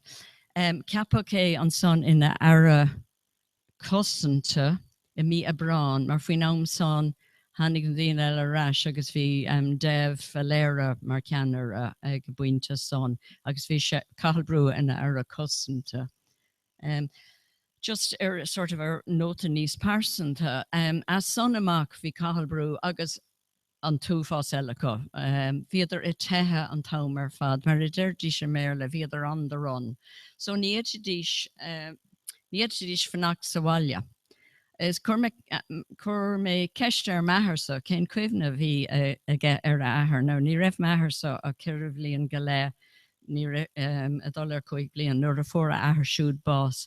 Agus bhínig sé gur beag cuimhne a bhí aige air, mar ní raibh sé sa bhaile rovinnig, agus cuoin leis leanta sí amháin a bhí a cóhíos a lechar amán, agus is cuoin leis, like, hagad sé a bhaile bháim go céile, mar caiha mé adháil sé líocht trúr eile in níag néideach a séideach.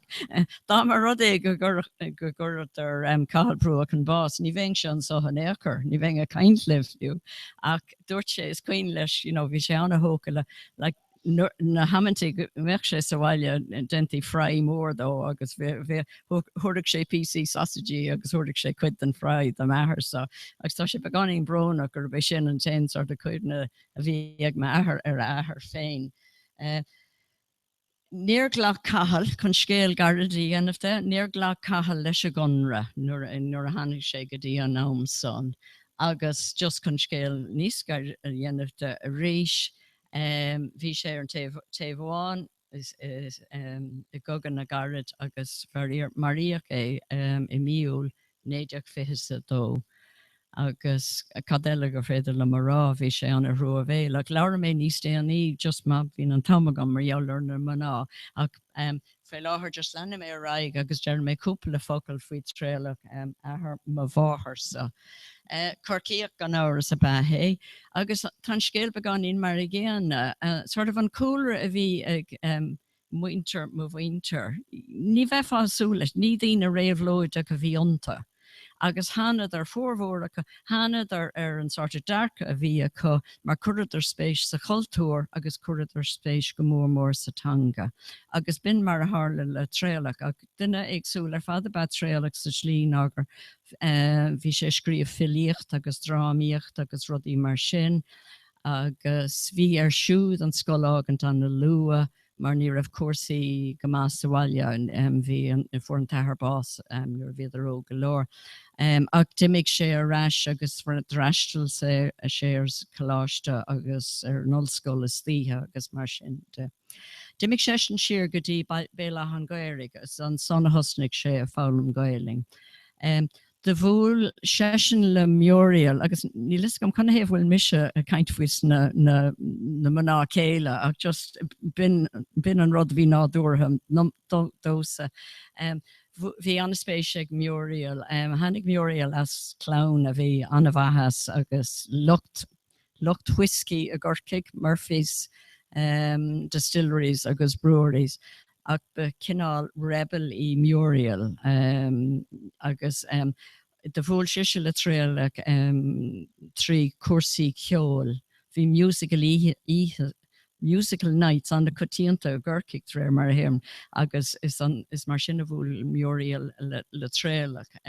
Agus thosnig Muriel an son ag fálam Gaeling. So as an carhar acu, ní raibh Gaeilge géan den acu, a chuidir in na lí ortha féin dul go dtí rangan na Gaeilge agus Gaeilge. Agus bí Gaeling a leabhar Muriel na mo bháthar sa nuair a bhí si anna bheog ar fad, agus ní leabharach si béarla.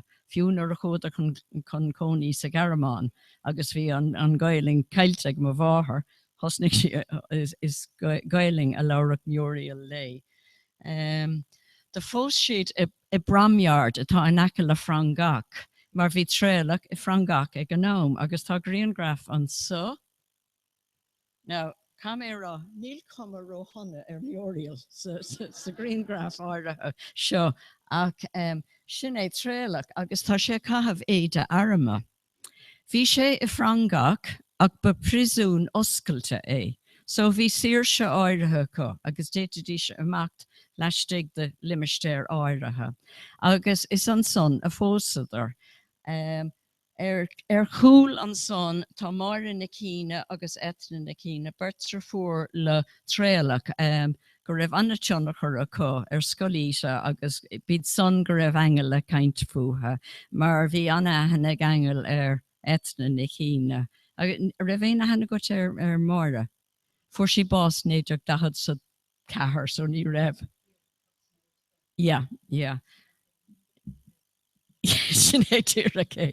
Bhí ahanana maithagam ar etna go dtí an am go raibh 9 ó 10 líon díos ach bhí fuór mór a bás. An na dtíine eile a bhí sa pictúr ná an duine na capisinig a bhí ar aus madala takiach de hoort. Is iets son a vi aan nor a vi nor currach na cannery kan bos.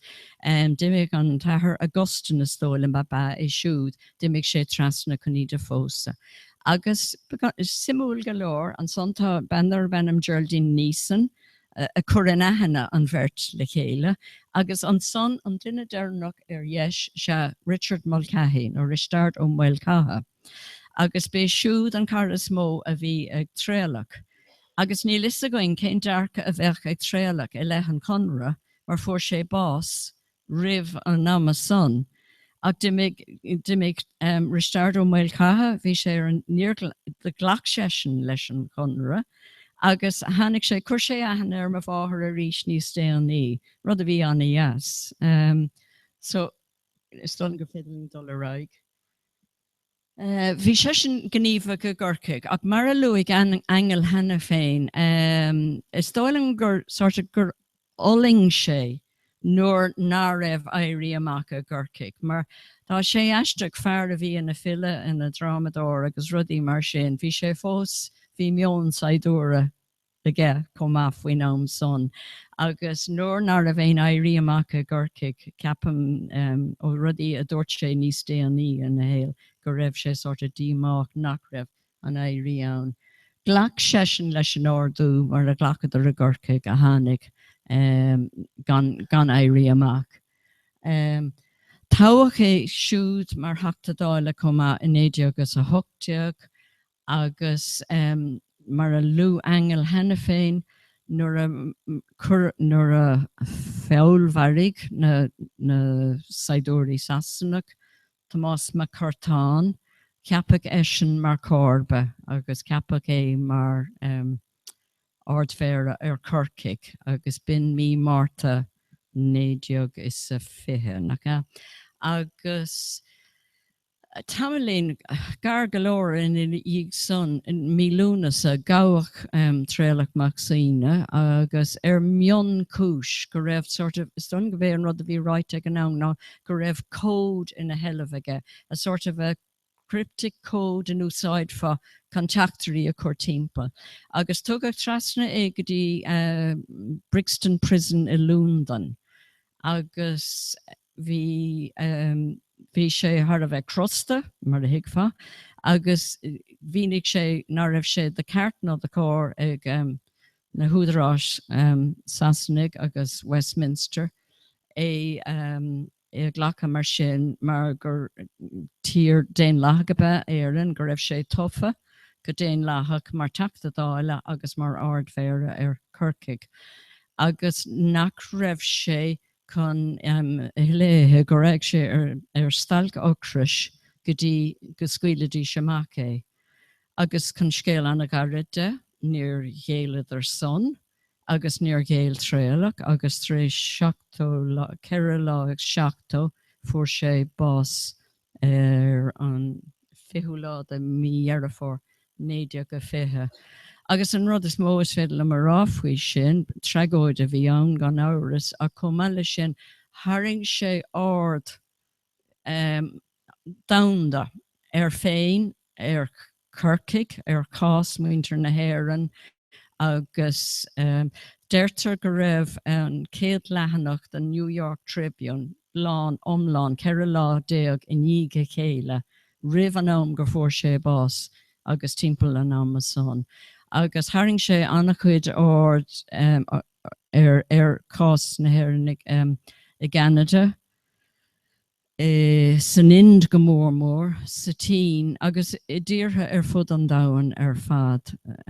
So is stoilm gur bé sin just an pictúr dernach agus an cúis go bhfuil sé ann ná I mí a brán bhí anna chuide a bhí hail Frangach nó Lincoln Jail nó na haitena a bhí ar tagatharás go hÉireann ag go buinte son. So fecinn tú seo pictúr an céad dáil a mí a brán agus bhí a slú a bhad níos mó ann agus ní lisa go bhfuil sé saléir go leor ach I lár baill an son tá éimean de bhaléire ar chlé tá artógríofa sin cahall brú Cléad ó siúd sin Michael Collins Mihála Cuileán.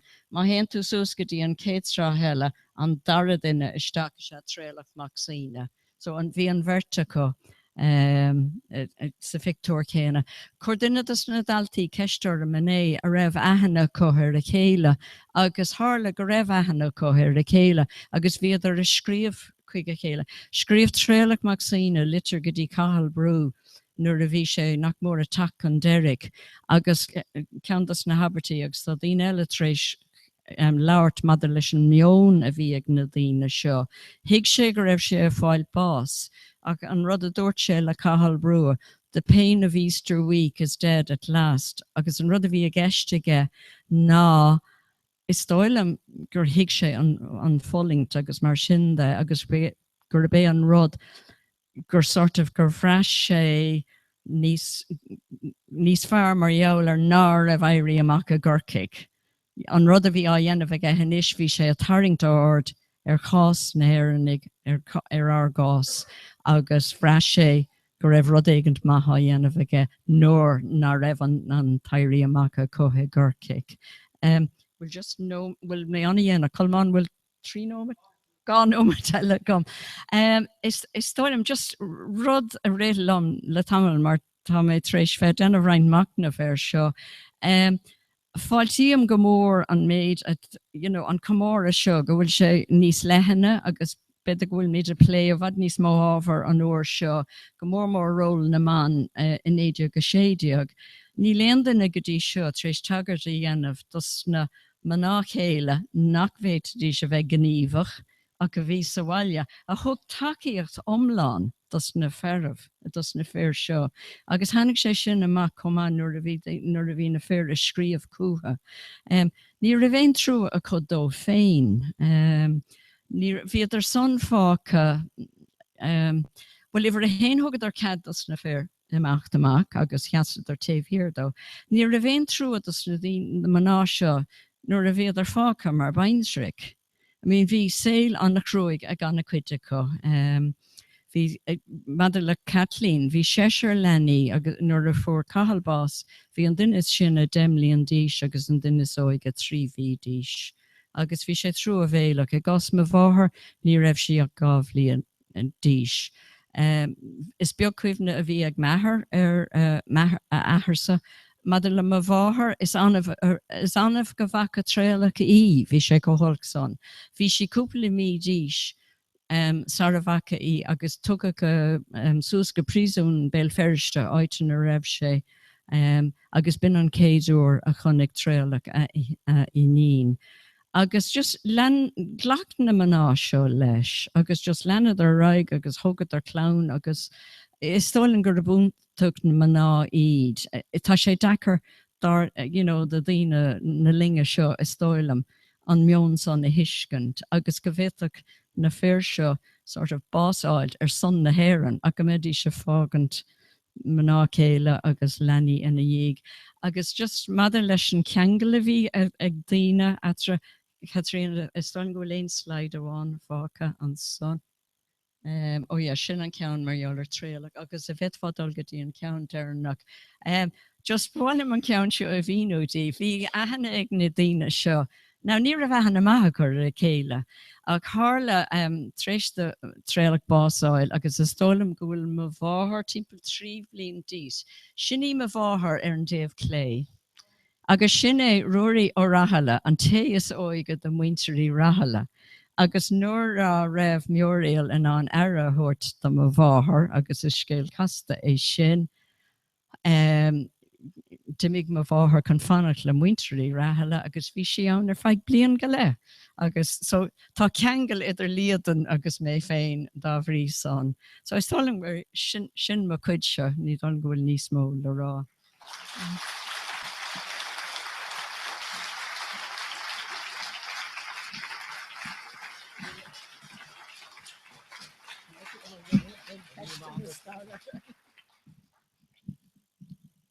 Well, gur míle maith agat. Tá sé gairí déanach ach má tá ceistéigin go dtéigin ar bís í chur. All right, count topic.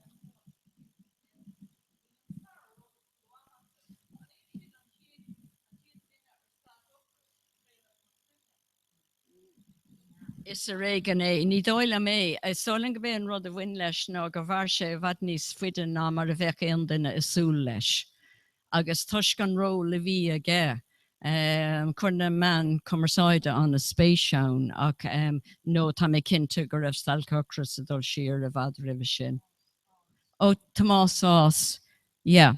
Bhí cás Tomásás beganín agsúil sa tlí ná ní raibh sesin ach stalc ach feadh 5 lá ach just a bhrúad ar bia siúd agus fuair sé bás as de bhar an achtra son, ní hé sin tríos 5 lá, ní hé sin ará nach leannach sé raig ar ochras a bhd níos fuide, ach de bhar an slí ina ddinach dailá le Tomásás is de bhar son a fuair sé sin bás co-topic son.